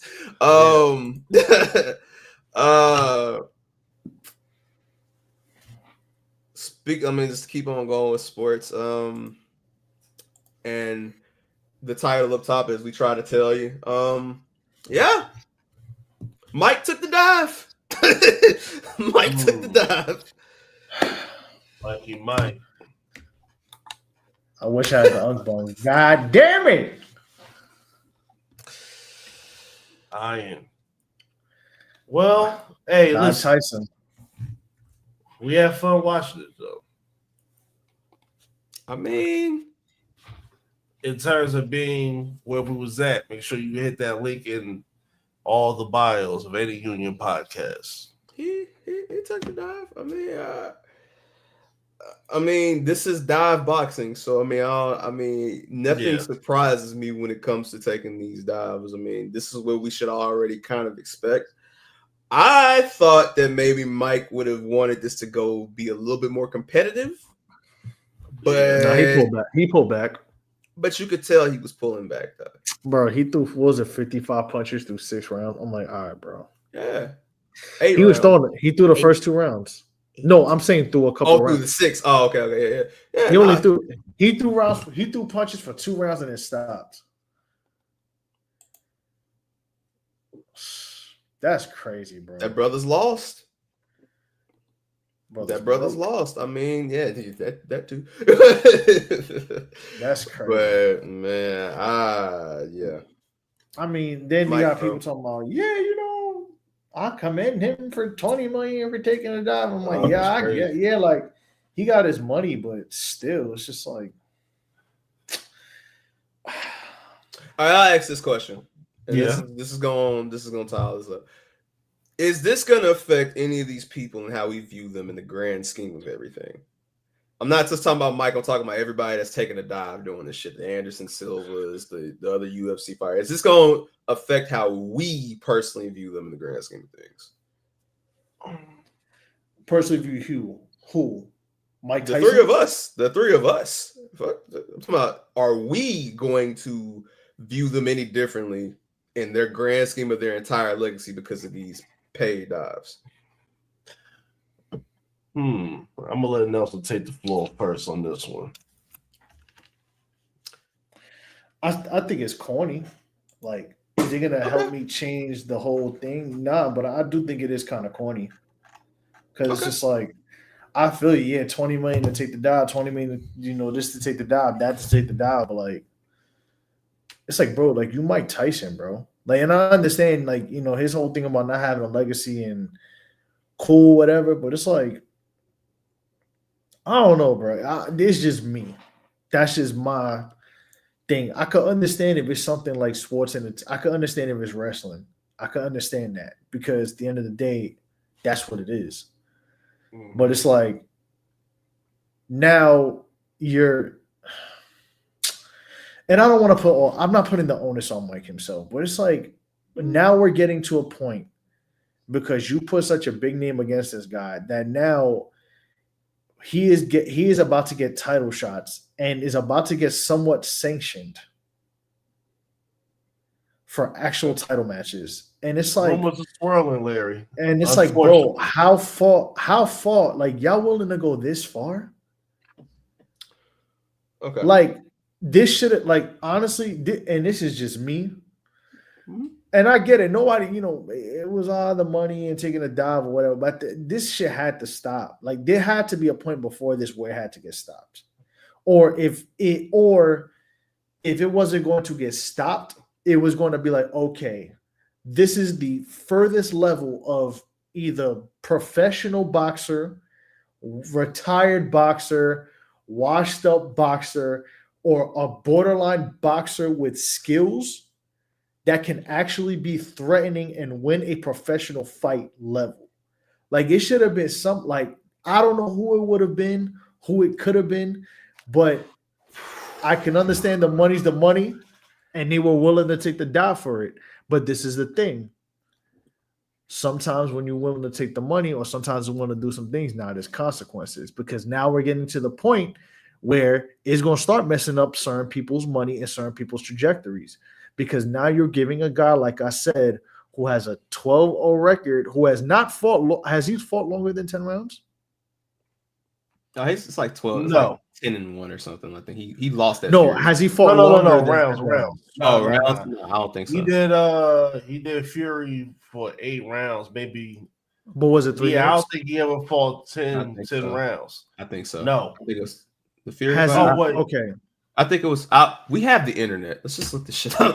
Yeah. So somebody please look this up for me, because my question is, now we're getting to the point that we have world champion fighters who have beaten world champion talent willing to put their reputation on the line to fight a person who he's not proven to me.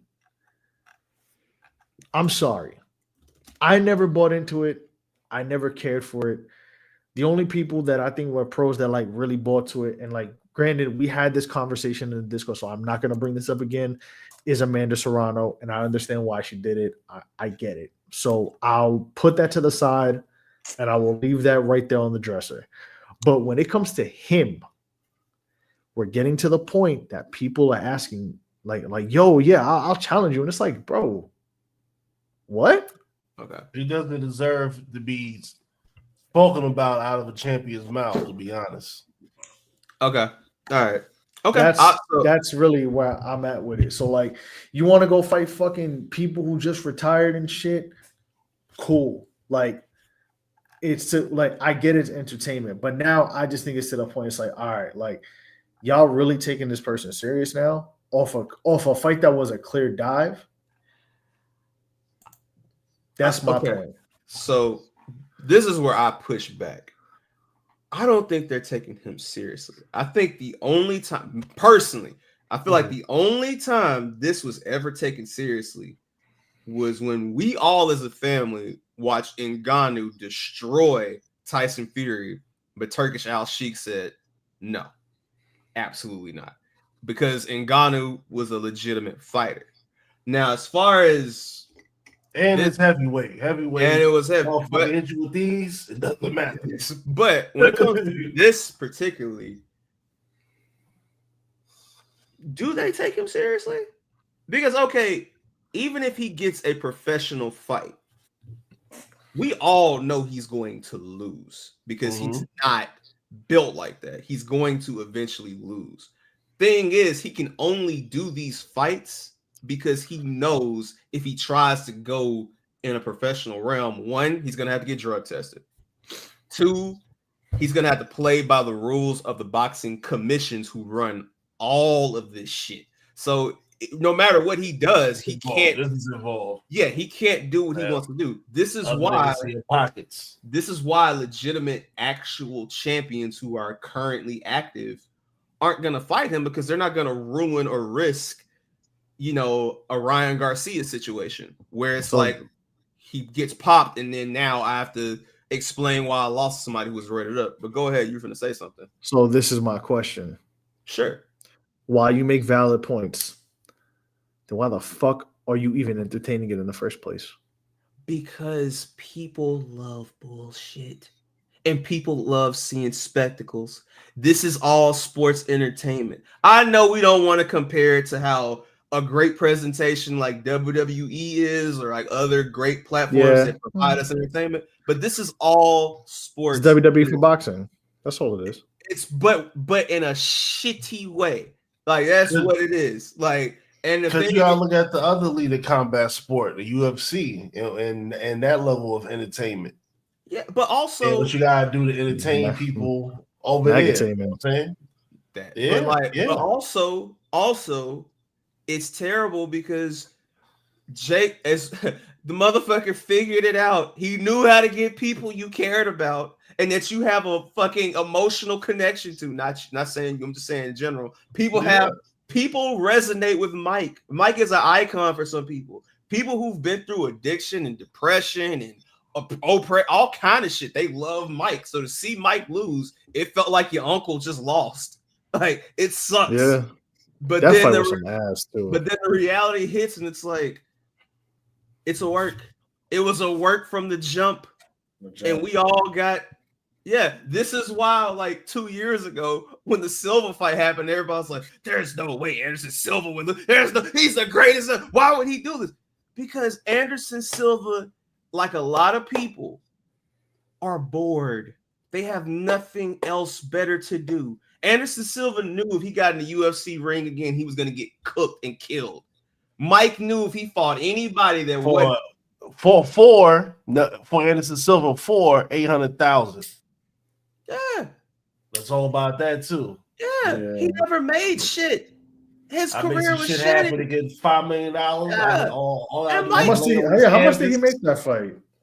Like a couple mil, I think. About Silva? Yeah, that's probably that's more than because like and he from the era of the UFC where niggas wasn't making bread like that before. Before Brock Lesnar came. Yeah, but Brock Lesnar also had as a single fighter doing one fight at a time. Nobody wasn't clearing $1 million. Brock also had his Jewish lawyer who we all love. Yes. Who's a dangerous man with a microphone, but the true employer. Yeah, he had But even still, like UFC with that still don't make good money because, like, bro, look at Duke Bronx, bro. Look at Oliveira. Oliveira finally hit $1 million after 20 fights, which is fucking that's an average of 50,000 a fight, bro. Yeah, that is insane. This is also why he put that leash and that chain around John Jones, because he knew that if John Jones went to the PFL, he would make the most money he ever made in his life to fight in Ghana because they got the money. But take a trick fight, or take a trick kickboxing fight, or whatever. You know what I'm saying? Some exhibition shit. But that's why I was explaining, Winston. We were talking in the Discord, bro. He's not letting these people out these contracts. He will go and fight these motherfuckers because he's not gonna allow them to be free and make money for themselves. He's just not gonna do that. He's never gonna do that. That's how that slave ship over there operates. Like that's just what it is. So when it comes to this shit, I understand the frustration, but at the same time, it's like you have to remember everybody is like thinking dude's gonna get bigger than this. He's not. All it's going to do is just cause attention for the next sucker that's going to come over there and do it. But the thing is, when he fights professionally, which he's not going to do, but when he does, he's going to get cooked. And then it'll just be, okay, well, yeah, like we'll look, to me personally, we're going to all look back on this and be like, damn, it was crazy. Floyd really did act like he was going to get cooked and he held that motherfucker up. Or damn, Anderson Silva really took that dive. And damn, Mike old ass really got in there and showed how old he was and fucking took that dive when he could have easily ended homeboy. That's how I think I'm gonna look at this some years from now when all this shit is over with. But like it's a reason why this shit keeps on going on, bro, because people are attracted to the names that take the dive. It's like, oh shit, Mike? There's no way Mike would do this. Mike is too black and proud. Ain't nothing proud about that dollar, bro. Nothing. Nothing's proud about that dollar, bro. I mean, yeah. Now it's to the point now that like the only I'm not interested in watching the shit. And to be fair, I don't think like that shit's like watching AEW where we just laugh at it. But it's like, who gonna take the dive next? Somebody. Who? I don't know. Hey, I mean, listen. Who's gonna take the dive? Like, who takes the dive? Who's diving next? Now, this is where I come in, and I say,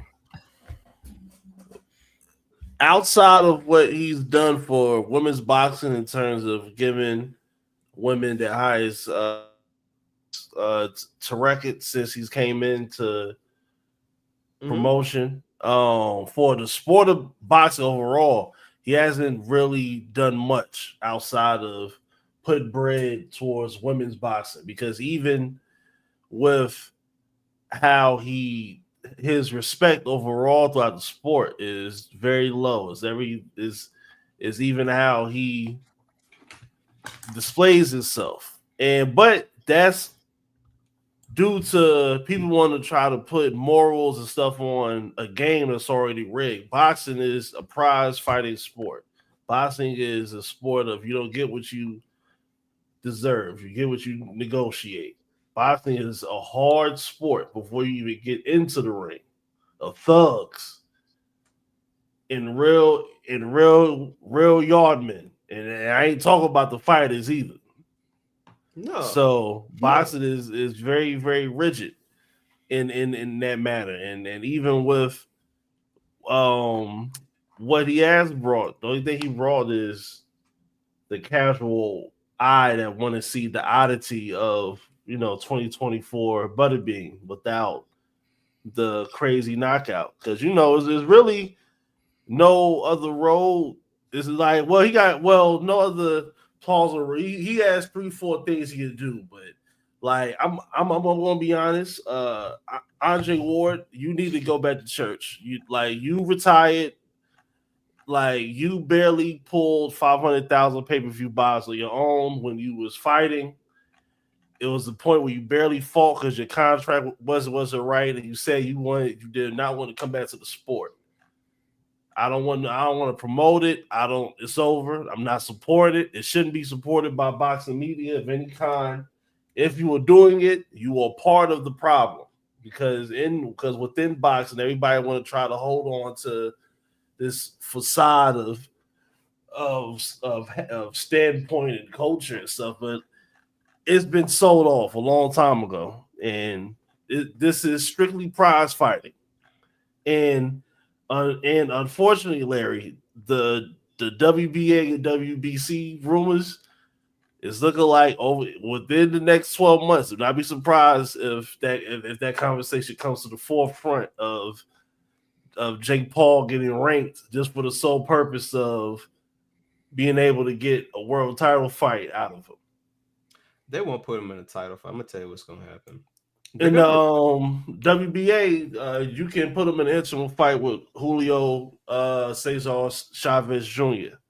No, I'm gonna tell you exactly what's gonna happen. You're gonna fuck around and get beat, but you're gonna get that money out of him. They're gonna get that money out. They're gonna put him in a prop fight against somebody, and like they're gonna be like, "Oh, this is his first one," and they're gonna fucking embarrass him. They're gonna dog walk him, and once he's dog walked, then it's like, okay, he's not ready for this shit. They're gonna get one fight out of him, but like, fam, by the time that happens, though, like, I literally think Eddie Hearn and Bob Arum and all the motherfuckers, this isn't like a problem in them. This is just like a distraction. It's just like when you get that call from that old girl, and it's like, oh, why is she fucking calling me? Like, I told you no. Like, that's what you in your mind you saying, right? Yeah. That's what this is, bro. Because by that time, you know how much other boxing fights, we're at the point now where it's like the lightweights can't duck each other no more. We're looking to see what Crawford last fight gonna be, when Spence is gonna get back in there. We got fucking murder on Christmas with Singing Man versus the killer known as Singing Man. You know what I'm saying? Like, man, Turkish out shit ain't worried about this shit, nor is the boxing commission, nor is anybody who's making real moves. They're just looking at this shit as like because all this is doing, funny enough, is driving those people to say, nah, we're the real boxing net. That's what it's doing. Yeah. That's all it's doing. And Turkey Al Sheik is trying to make the price on pay-per-views. I think the one in December is like $30, I think, or something like that. $40. Like he cutting them in half. Oh yeah. Nah. He said his plan is about 2026 is to spearhead getting rid of pay-per-view. He said there's no point in pay-per-view is over with. I'm telling you, they're gonna find a way to do they're gonna find a way to do like a deal. All right, no. All right, hold on, because I'm gonna look this up right now because I don't want to be wrong.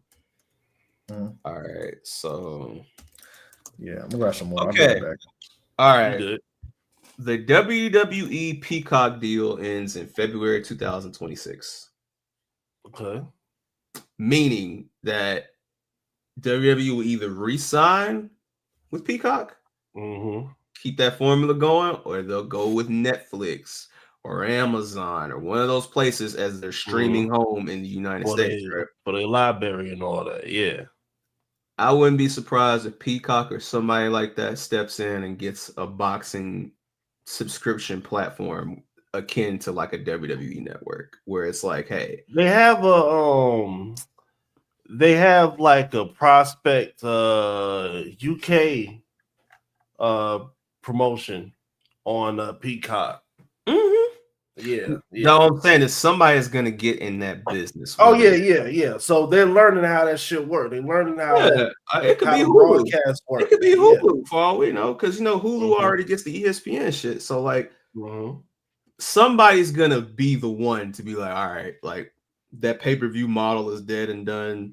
We'd rather get you to have subscriptions, or hey, pay $10 for this, you know what I'm saying, or pay $6 for this, you know what I'm saying? Like, they're not gonna do the whole, because by that point, when you make something that cheap, somebody's not gonna go to the They're gonna say, fuck it, we're just gonna go here, you know what I'm saying, where I know I can rewatch this shit, I can pull this up on the TV without having to worry about chat-your-bait ads on my television. Like, you know what I'm saying? All the racist chat rooms. Or, you know what I'm saying? The Doja Cat rooms. Yeah, we ain't got to worry about those. You know what I'm saying? Like, we can just, as soon as I can get done watching this shit, I can watch CSI or whatever. UFC going to be in them pay-per-view shits forever, bro. But that's fine. That's going to be that's their model. That's their model. That's their model. Like, as far as like boxing, though, like, because you got to think, all these guys are going to get to a point where they're going to retire and it's going to be a new generation and it's going to be slow again. So you have to give people something. I'm a fantasy book this, but it'd be so hard. Like if he's cool with it, because who is he broadcasting through? Turkey Al Sheik. I'm sorry. He just. I think Turkey Al Sheik ain't no. Turkey Al Sheik is just like the godfather. Because I'm trying to think, like, is it okay? Like, as far as like, I mean, like maybe like the most people he partnered with, because it was PPC, wasn't it PPC kind of? He does it with everybody. Like he's literally the godfather. Like they go to him like to. He's on his own a good amount of time because he does dealings with Matchroom and Eddie. So he does it. All of them, but it's more promotion. It's more promotion collabs than like network one. Yeah. All right, hear me out, because I know WBD needs some money. Let's just get Turkey Al Sheik. Talk to somebody from WBD. You're right. When you walked out, we had said that, because I said, bringing HBO Sports back. I said the WWE deal with Peacock ends in 2026, so that's a possibility. I'm thinking you could do Max and say fuck it, bring HBO Sports back or HBO Box. I mean, but the point we were making before you came back is somebody, whether it's Amazon. That's what I would do. I would get that deal. WBD, somebody is gonna get in there. And this may be why WBD took some time off from like basketball, because they're probably prepping up that money to get that together, because TNT Sports is huge in the UK when it comes to these things. So like, WWE there, they do a bunch of stuff there. So that wouldn't be a bad idea. I would be cool with it because I don't mind. Like, I know sometimes we joke on like Eminem be there and shit, but I mean, like, you know, when it comes to boxing and promotions, like, oh yeah. And at first, you know, obviously, I think a lot of us were very leery because of just how boxing has gone and where it went to. You know, obviously, the guy we just mentioned is a major proponent of that. Mm-hmm. Whereas now it kind of like after a couple of events, I can understand what he's doing and why he's getting certain fights to bring the grandiose feel of boxing back. I'm like, hey, what better place to do the grandiose feel of boxing back? Thank you. Than, you know, HBO boxing. I would do it. If it's me and I'm at WBD, somehow, somewhere, I would go and be like, hey, I don't know who to talk to, but I think we could kind of maybe do a one-off, see how the one-off goes on Max, and try to do it from there, maybe see, but it'd be interesting. But I think, yeah. I think that'd be tough, bro. They got. I know we feel how we feel about dude because he's a sick man with sick thoughts. But, bro, when CR7 went over there to go do sports, the floodgates opened. The floodgates of hell opened up. Anything is fucking possible, bro. Like, bro, they got a fucking Dragon Ball museum coming over there, dog. Like, hey, dog. It's at some point, like, yeah, bro. That money is that money, dog. So, are they doing the NBA Cup out there? They were talking about it. Oh, they were talking about it. There were talks about it. I said I won't be surprised when it happens because it's happening. Oh, it's happening. Oh. I mean, they've been doing preseason games out there the last couple of years to start. If you think the NBA Final Four, Elite Eight of that shit, they ain't not gonna send them boys up, boy. Nah, one of them is they're gonna do it. They're gonna do it somewhere foreign because, like, you see, they'll do a game in Mexico, like in preseason. They'll do like a London or Paris series or whatever, and then like they did a couple in Dubai. So it's gonna be interesting to see what they do. But I mean, hey, I'm cool with it. I don't mind it. So how do you guys feel about since we talked about that, I guess we can wrap up here before we get to our funnier, crazy things. Yeah, because we didn't even put this one down, Nelson. I'm glad we talked about it though. So what do you guys feel about the NBA allegedly doing a new tournament style format for the All-Star game? Because I saw this today, and I want to read up on this because I saw what's going on exactly. All right, so pretty much as we pull the article up, as I'm waiting for it. Okay, all right. So it says this from ESPN, from Shams, Shams. This hell is frozen over, by the way.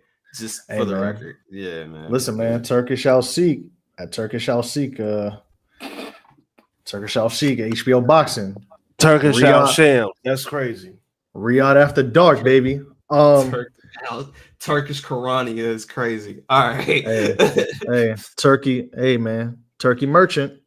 The NBA's new 14 tournament the style. NBA's new 14 tournament style format for the 2025 All-Star game is expected to have 2 semifinal games played up to 40 points, with the winners advancing to the final matchup for 25 points, so it's just told ESPN. The first of its kind event is expected to serve as a quick burst competition that resembles pickup games where the winner moves to the championship round in single elimination play. Sources told ESPN last week that the NBA was in serious discussions to have 3 All-Star teams of 8 players each, and the winner of the Rising Stars game take part in an All-Star game tournament. The 4 teams will face each other in matchups. For instance, Team 1 versus Team 3 and 2 versus 4. The winners move on to the final round. League officials discussed the new format on Friday with the competition committee consisting of governors, team executives, players, coaches, and union personnel, sources said. NBA team executives, coaches, and players have discussed new All-Star Game concepts with league officials over the past 6 months, including extensive conversations at the Summer League in Las Vegas in July. There have been discussions for a fresh and creative path forward for the All-Star Game, and when this quick burst 14 tourney featuring the game's greatest players gain momentum among all parties, according to sources. Golden State Warriors star Stephen Curry, the face of the host 2025 All-Star City in the Bay Area, has joined several All-Stars with input in this year's event, sources said. No, the rest of that's just like Philly. Yeah, they're looking at other formats. You know, the league was looking at making the All-Star Game not a traditional format. Obviously the game ended 211 and 186. I mean, we know how last year's All-Star Game was just a debacle, but yeah.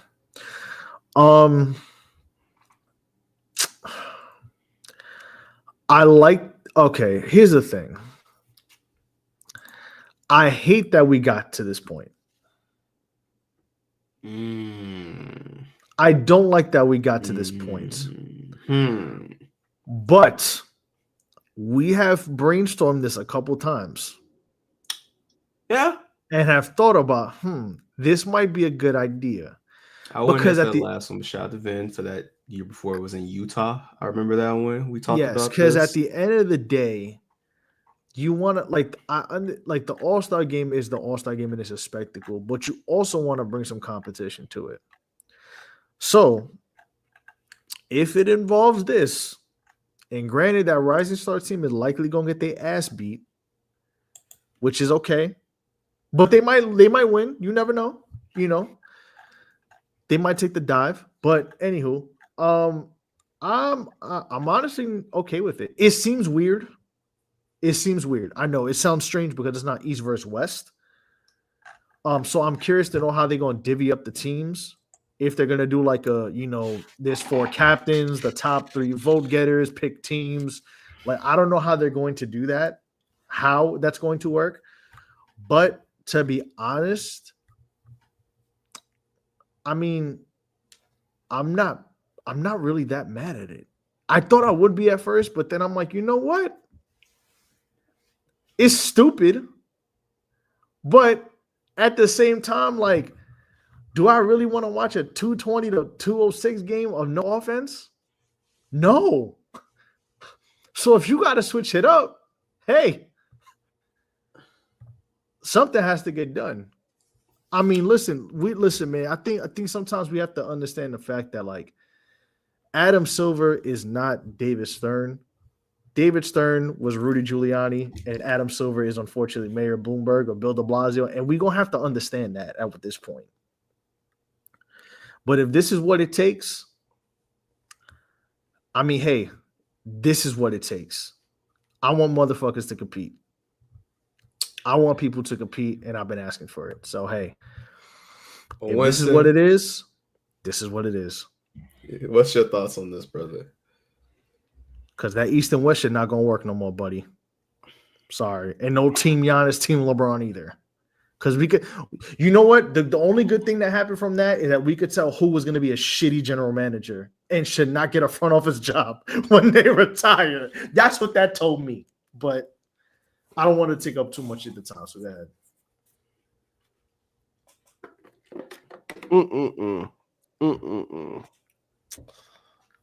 Congratulations, Adam Silver. The NBA All-Star Weekend is now bastardized. The All-Star Game is now bastardized.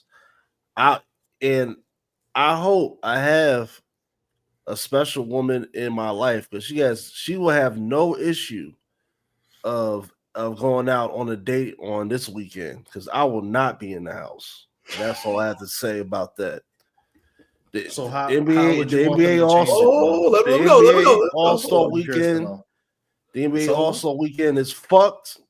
It's dead. Adam Silver, you are creating more problems than you can even think about that can be fixed.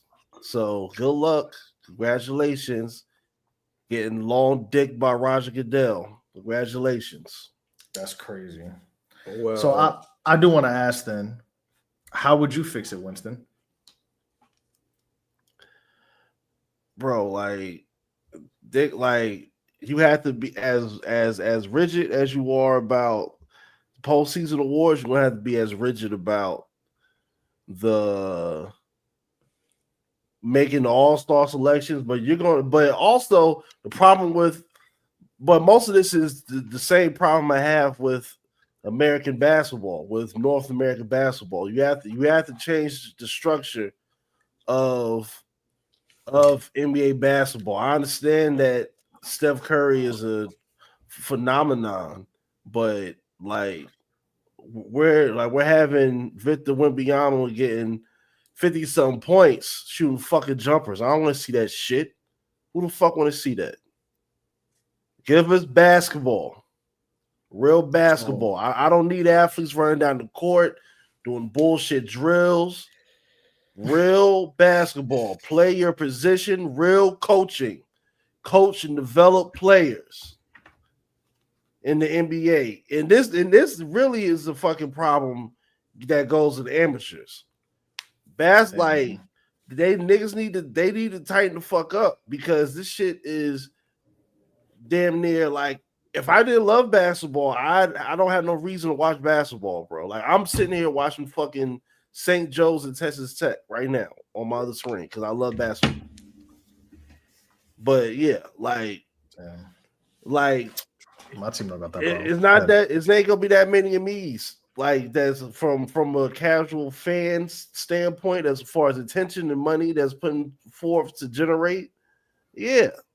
You need to give us something that we can fuck with. And on top of that, from a gambling standpoint, how the fuck are you going to explain that? There it is. There it is. That's why he's mad. Yeah, we got him. Roger Goodell would never. Listen, we got him. Do you know what? They have the Pro Bowl. They don't give a fuck about the Pro Bowl. Listen, I'm talking about just overall. Do you know what David Stern would have done if it was legal gambling? He would have told the motherfuckers to play harder. We need to bring back blackmailing. We need motherfuckers to have what? That same shit. I'm asking about the format of the game, bro. Nah, that's what I'm talking about. The game. I'm talking about the same shit that had Melo stop wearing that Stop Snitching Warner Brother t-shirt. We need real blackmail. We need niggas to get the drop on niggas. And you know his new name is, Larry? Winston Salver. Say the quote, Winston. You know what quote I'm talking about. You said who? Winston Salver, the Phoenix Suns. What did he say? Oh, yeah, man. We need real niggas. No. Say the quote. They need a. They need a nigga to run that shit. I don't know. You gotta see me the quote, but you know they need. Yeah, they need real. You know what I'm talking about, right, Larry? Straight up. I knew there was a source in this. I was waiting for it. No, they ain't the source, but hey, that's how I feel. And that's all I got to say about that. Oh God. All right. Can I go? Go ahead, like we're gonna go off the rails, bro. No. I get where he's coming from. No, I understand it. It's just funny. It's just how you presented it is fucking crazy. All right, but he's right. All right, but you gotta do something. Right? Me personally, I don't mind this format change because, like, I'm sick and I want to see Dalton Connect bust LeBron's ass in one of these All-Star games. That should be funny as hell. Yeah, but okay. I felt like the longest of time, there needs to be something in these games that incentivizes the players to play hard and do that. Whether it be, hey, winner gets home court advantage in the finals, like how baseball does. Baseball did it. Whether it's, hey, if you're the all-star MVP, your team gets, I don't know, pick number 20 in the NBA draft or something like that. You know what I'm saying? Like something that makes you say, okay, hey, if I play hard, we're going to get something nice out of this versus just, oh, people just come to play and just, fuck around and there's no Nothing. And that's the thing. Like, unfortunately, the game today, everybody is friends. There is no like, oh, off the court, that motherfucker really don't like that motherfucker unless you like. Most of the time, you see people talk about when they don't like shit, they're talking about their former team. They're not talking about like, oh, like, you know, I don't fuck with this person or whatever like that. That don't happen nowadays. So that's the issue. There's no vitriol. Like, All-Star Game used to be the one time of year where it's like, okay, the Lakers can finally, you know, other than like when they play each other, like, okay, Kobe can bust Paul Pierce's ass for everybody to see. You know what I'm saying? Yeah. Like, that shit doesn't exist anymore because everybody's cool now. Everybody's all kumbaya. So you have to do something, in my opinion, to incentivize people to want to play, because that's what it is. Like, at the end of the day, it's become about money, and it's been like that for years. That's why the All-Star Game over the years just slowed down, and because of the way, like Winston was talking earlier, the game of basketball has changed, where you're just seeing Victor Wembanyama abandon the post, and like, you know, you feel like an old man, like yelling, like, "Get your ass in the paint!" Like, yeah, like it's frustrating as fuck to watch. But not my center, and not mine either. So hey, I it's fucked up, but there gotta be something though. There's gotta be something to incentivize players, and I feel like they can figure that out. But I'm not. But this format, I'm not mad at, because I'm like, okay, you got the top 3 vote getters. Basically, they get to pick their teams. The rising stars, whether it's the sophomores or the freshmen, basically, you know what I'm saying? They come in, they do their thing, and then, you know, hey, they play against the team. I'm not gonna lie, depending on the class of people that come out, this could be interesting, because next year, if they do this, it's like, okay, Cooper Flag could go in there and destroy somebody's favorite, and that's gonna be fun to watch. But I don't know. I feel like this is one of those things, like, I have to see it first to see if I fuck with understand it. Yeah. But that's just me from an optimistic outlook, because you're talking to somebody, Winston, who doesn't watch the All-Star Game. I just do not watch. I barely watch All-Star Weekend now, because it's just like whatever. The last time I tapped in was when Steph did the shit with, was it Sabrina? Yeah. Sabrina. Because I was like, okay, if she busts his ass, I'm gonna be crying, laughing. Not because I don't think she can. I think she can. I'm laughing because just the optic of it is gonna be hilarious, because that's when people are gonna have to admit that the WNBA can fucking hoop. So yeah, like, which may happen this year again, supposedly, with Clay and Caitlin Clark. Yeah. That I'm tapped into that though. So that one might be, Caitlin might bust his ass. I ain't gonna lie, and I love Clay, but hey, Clay, Sab went crazy too though. That's the thing. Yeah, Sab was like this close. Sab was close. Yeah, Sab was close. Yeah, like Clay fuck around and have a bad night. That's what I'm saying. Before Steph was saying, yeah. Clay liable to have like Sab's a killer, night to where he itched to scratch. He wasn't supposed to itch, and his fucking equilibrium is off or some shit. Like, you know what I'm saying? Yeah, he do some sick ass shit, bro. So yeah, nah, I think we gonna. I'm just gonna look and see. We'll see what happens, man. Yeah, my last thing I want to say about sports before we move on to the last topic is, man, all you little white athletes, you know what? Fucking, I'm gonna summer jam this. It's fire already. Hey, let me tell you something. Y'all was talking a lot of my fault. Let me put it back. Y'all was using words and phrases when we were talking about real events happening.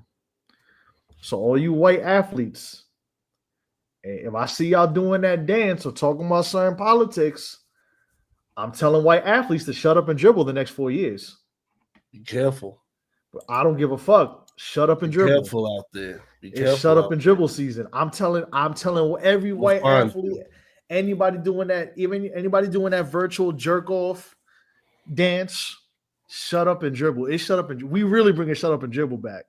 I'm bringing it back. I'm bringing shut up and dribble back for the people. And stop stealing my diamond tester meme. But anywho, I have no idea what you're talking about, but okay. Nah, you know, like Bosa and them. Then the U.S. Christian from USA was doing you a talking dance. about nah, yo, that's the white gritty. I don't know. That's that's the don't know. Niggas doing the presidential joint. Remember when John Jones knocked out Stipe? And he we did watching it. Oh, he might. Were you in the shuffle? VC? Yeah. Oh yeah, no. I don't think he was in the VC that night. They wasn't when they're doing this shit. Oh, that bullshit. Yeah. That's that's fucking. That's like that's the white version of Get Light. That's that's the Cupid shuffle. Like that's well, not even just white people. More like that's stupid shuffle. That section of people, like that's just I'm telling them shut up and dribble. That's the heel toe. Oh, the incel being an incel, like shut up and dribble. That's I'm gonna do it every time. Every time I post that shit. Shut up and dribble. Okay. But, all right, I didn't know that was a thing. Okay, it was. Yeah, it is. It's a thing now. It's very strange. Anywho, speaking of things, what you? White people and white athletes. Shut up and dribble. What's the thing before we get up out of here? All right. So what y'all want to wrap up with? Do y'all want to wrap up with fashion talk or do you want to wrap up with music talk? I was gonna say both of those for the post game because it was gonna get very diabolical, especially Winston made a funny tweet earlier comparing dirty Sprite to dirty deer. Dirty Bucks. Yeah. All right. Okay, let's cover that real quick before we go about it.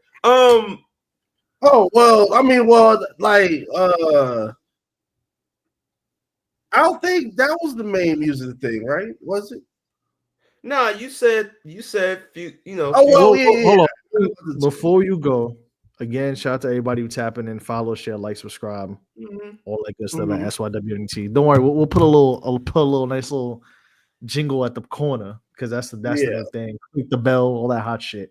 Join the Patreon so you can join the post game, and we'll talk more about fashion talk. And how a man from Oakland ruined New York radio, but we'll get to that. We'll get to that in the post. Okay. Nah, that's concrete construction boys and field Negro hoodies. Woo! I tried. I told. Okay, but hey, Field Nationals. Sorry, that's where my mom was at. So. Yes, but I'll just Future and Giannis. As far as the tweet, yes. All right, let us lock back in on your frequency. Let's follow up from how we ended last week. So last week we followed up, ending the episode talking about the GQ Man of the Year and his nasty fits, right? So for those that don't know, GQ posted their Entertainers of the Year, which is Metro Boomin and Future. All right, Future and Metro were asked questions, which we knew they were going to be asked about their two albums that they dropped together, and they both gave cryptic ass responses. Metro basically said that me and Drake had a personal issue, and that no, we did not plan this and spend 2 years making this album to do this, right? And then they asked Future. I'm just summarizing this, but Future was asked, and Future was like, well, I mean, if anybody should be offended, it should be me because, he said, fuck the big three. I'm not even in the big three, so I'm not even being mentioned. And it's a lot of sarcasm and a lot of like Future shit that he does. I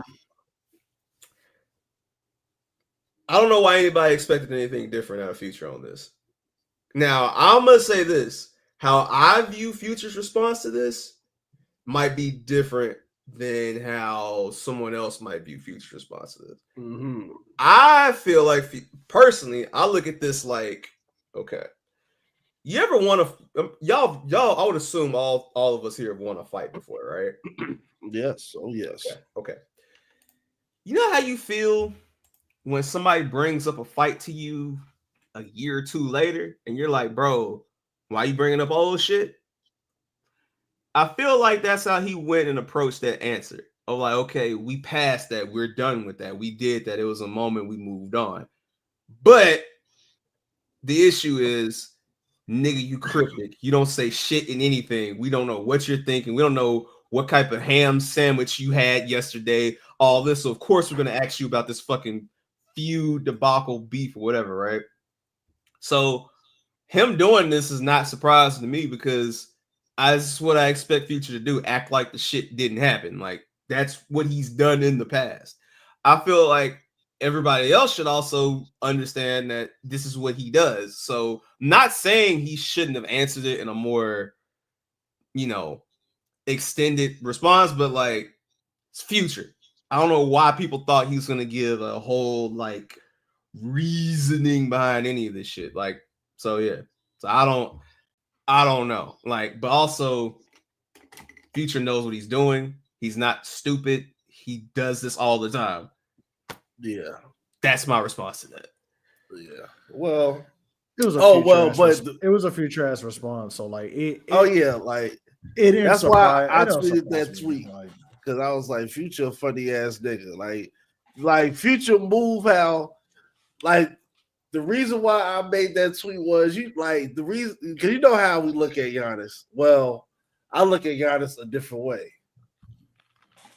Chicken yours. How do you look at Giannis? I look Chicken George. But okay. All right. Mm-hmm. Like that fake dumb thing. Like, hey, I'm just new to America. I love to eat Oreos. It's me. He acts like Borat, but he's not Borat. Yep. Yeah. And but Future does it in a funny way because that's how he disarmed niggas. Like, don't worry about what I'm doing, nigga. Just like that's the thing. Like everybody like, oh, well, Future, how you feel about this? Yeah, man. Mixtape Pluto out right now. Yeah, go back on tour, man. You know what I'm saying? Like, that's what I expected. Like, nigga, it's Future. That's why I'm not surprised. It's Future's always been like that. Yeah, that's what made those memes funny because all those memes is real shit that Future would be. You know why I don't call that backpedaling? This is why I don't call that shit backpedaling. If I got Grammy nominated and like all these awards, I got all this recognition from these two projects, right? I've already won. I don't have to address shit. I've won. Why are you asking me about it? Like, read between the lines. More importantly, what's so funny about this, there are people legitimately out there that are legit like, oh man, well, we owe Cole an apology. For what? For what? For what? No. Because here's the thing. I don't call this backpedaling. I call this next question. It's a difference when you don't say it's a hey. Guess what? Winston, them two albums still up on streaming. K-Dot didn't take down shit. Drake didn't take down shit. That nigga took the whole song off the project, bro. So yeah, don't talk about some niggas. Oh, Cole drop a mixtape and everybody like, ooh, nah. Well, you know what? Maybe we should. Back off Cole. No. Cole threw a rock. Didn't even hit nobody and talk about some, hey man, y'all love hip-hop? How many of y'all came out to see hip-hop tonight? Hey, yeah, bro. Talking about some man, we should lay off Cole. No.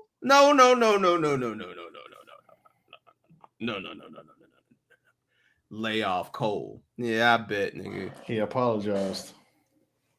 Yeah. He was right. He saw the future. He didn't want to be involved in all that messiness. He's a calm, good-hearted dude. Yeah.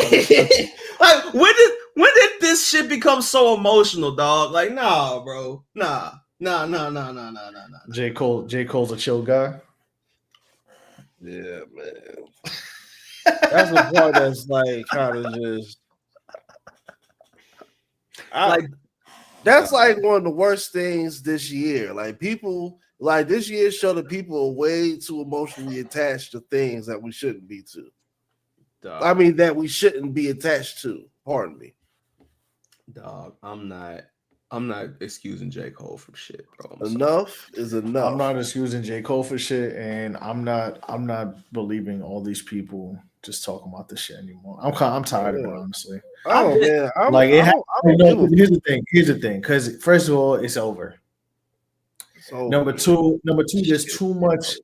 There's too much of this. All like there's too much of how people are talking that it's like if it happened the other way around, will people be acting like this fucking woe is me type shit? Like, man, whatever, bro.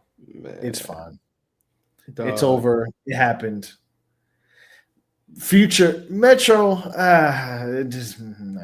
Future responding that way does not surprise me because Future, even in the midst of anything happening, has always been that way since day one. So that does not surprise me. That's why this whole like thing about it, like it I'm like, what do y'all like? Have y'all been fans of? Then there's people like, have y'all been fans of Future? Like, he's always been like this. Clearly, y'all don't pay attention. Yeah, or clearly y'all are making a fuss about this because your man's lost, and that's why you're making a fuss about this. Because that's where it's getting to also.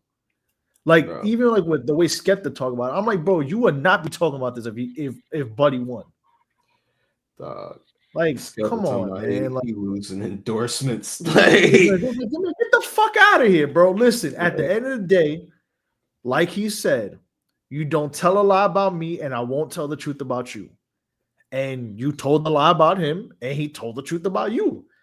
Just like with anything in life, you fuck around and you find out, and everything has consequences.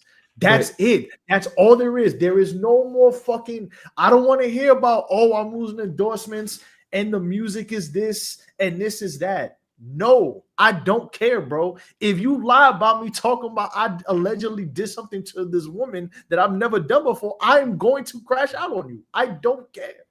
Well, but anyway, here's the thing is this, like, at the end of the day, even if Kendrick lied himself, all right, let's just being fair. I'm being fair. Regardless, dog, like, I'm more mad at GQ trying to get an answer out of two people who literally went on a mission with these album rollouts. Like, bro, they're not going to give you an answer. If they wanted to talk about this, you think they're going to go to GQ and be like, oh, yeah, well, think about Drake. No, bro. No. Right. There's certain... I would have rather you ask Future what his favorite flavor of ice cream was, dog. That'd have been a more captivating response than what the fuck you just asked this nigga. What's his favorite Sprite? Yeah, like, Future, what do you miss Fruitopia? Like, ask niggas. Do you miss Fruitopia? Do you miss Fruitopia? Do you like Brazilian music? Future, what's your favorite gun? Like, Future, have you been to a gun show? Future, how are you as a dad? Like, ask funny shit. You know what I'm saying? Ask some real shit. Don't be asking this nigga like about another man, dog. Like, no, that, bro. If you're still listening to that shit, you're listening to that shit because you like the music. You're not sitting there waiting like, who's gonna drop? Man, that shit was 6 months ago. Like, fam, move on. And everything was in the album rollouts. Like, it's like, if you want to know what you heard, everything is right there. It's in fucking AAC 256 kilobytes of lossless spatial Dolby Atmos audio. It's all right there. Stop talking about it. It's over. It's fine. It happened. That's it. We move on. Go back in the studio. Get in the booth, bitch. Like, I'm gonna say, you know what, Winston, because we need to go because we're running over time. Yeah, we're running a little over time.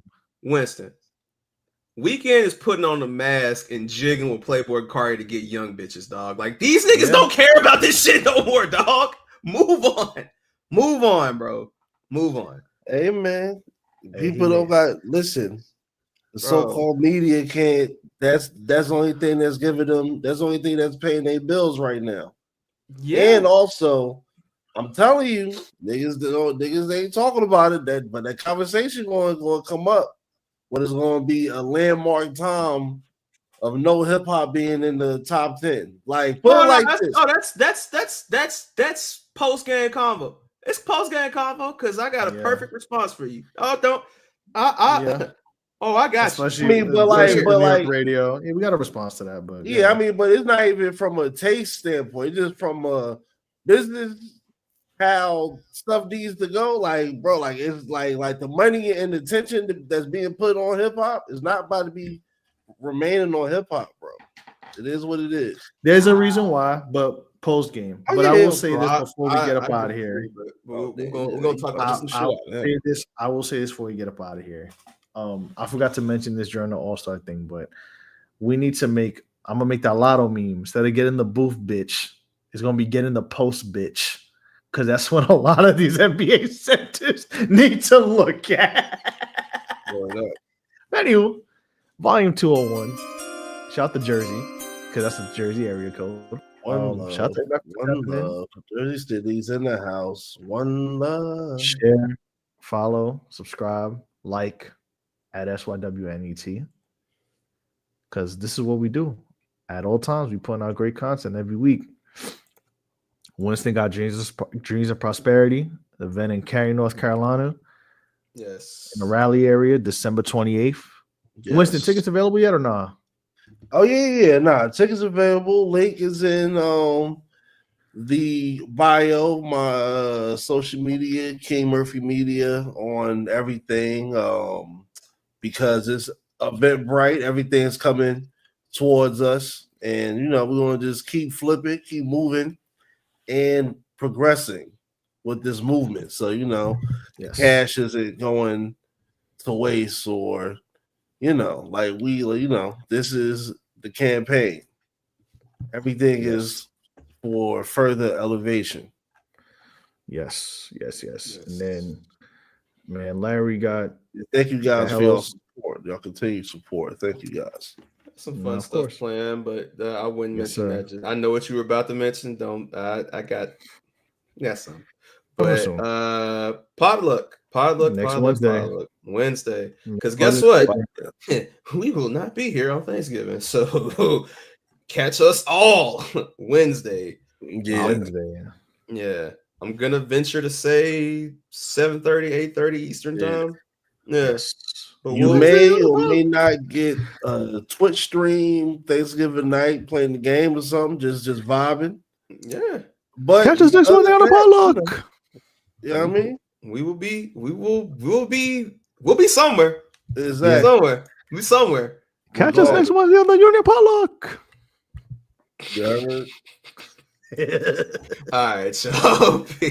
See you next week. We out. See you next week. Enjoy your holidays. Be safe. Take care of people. We'll see y'all.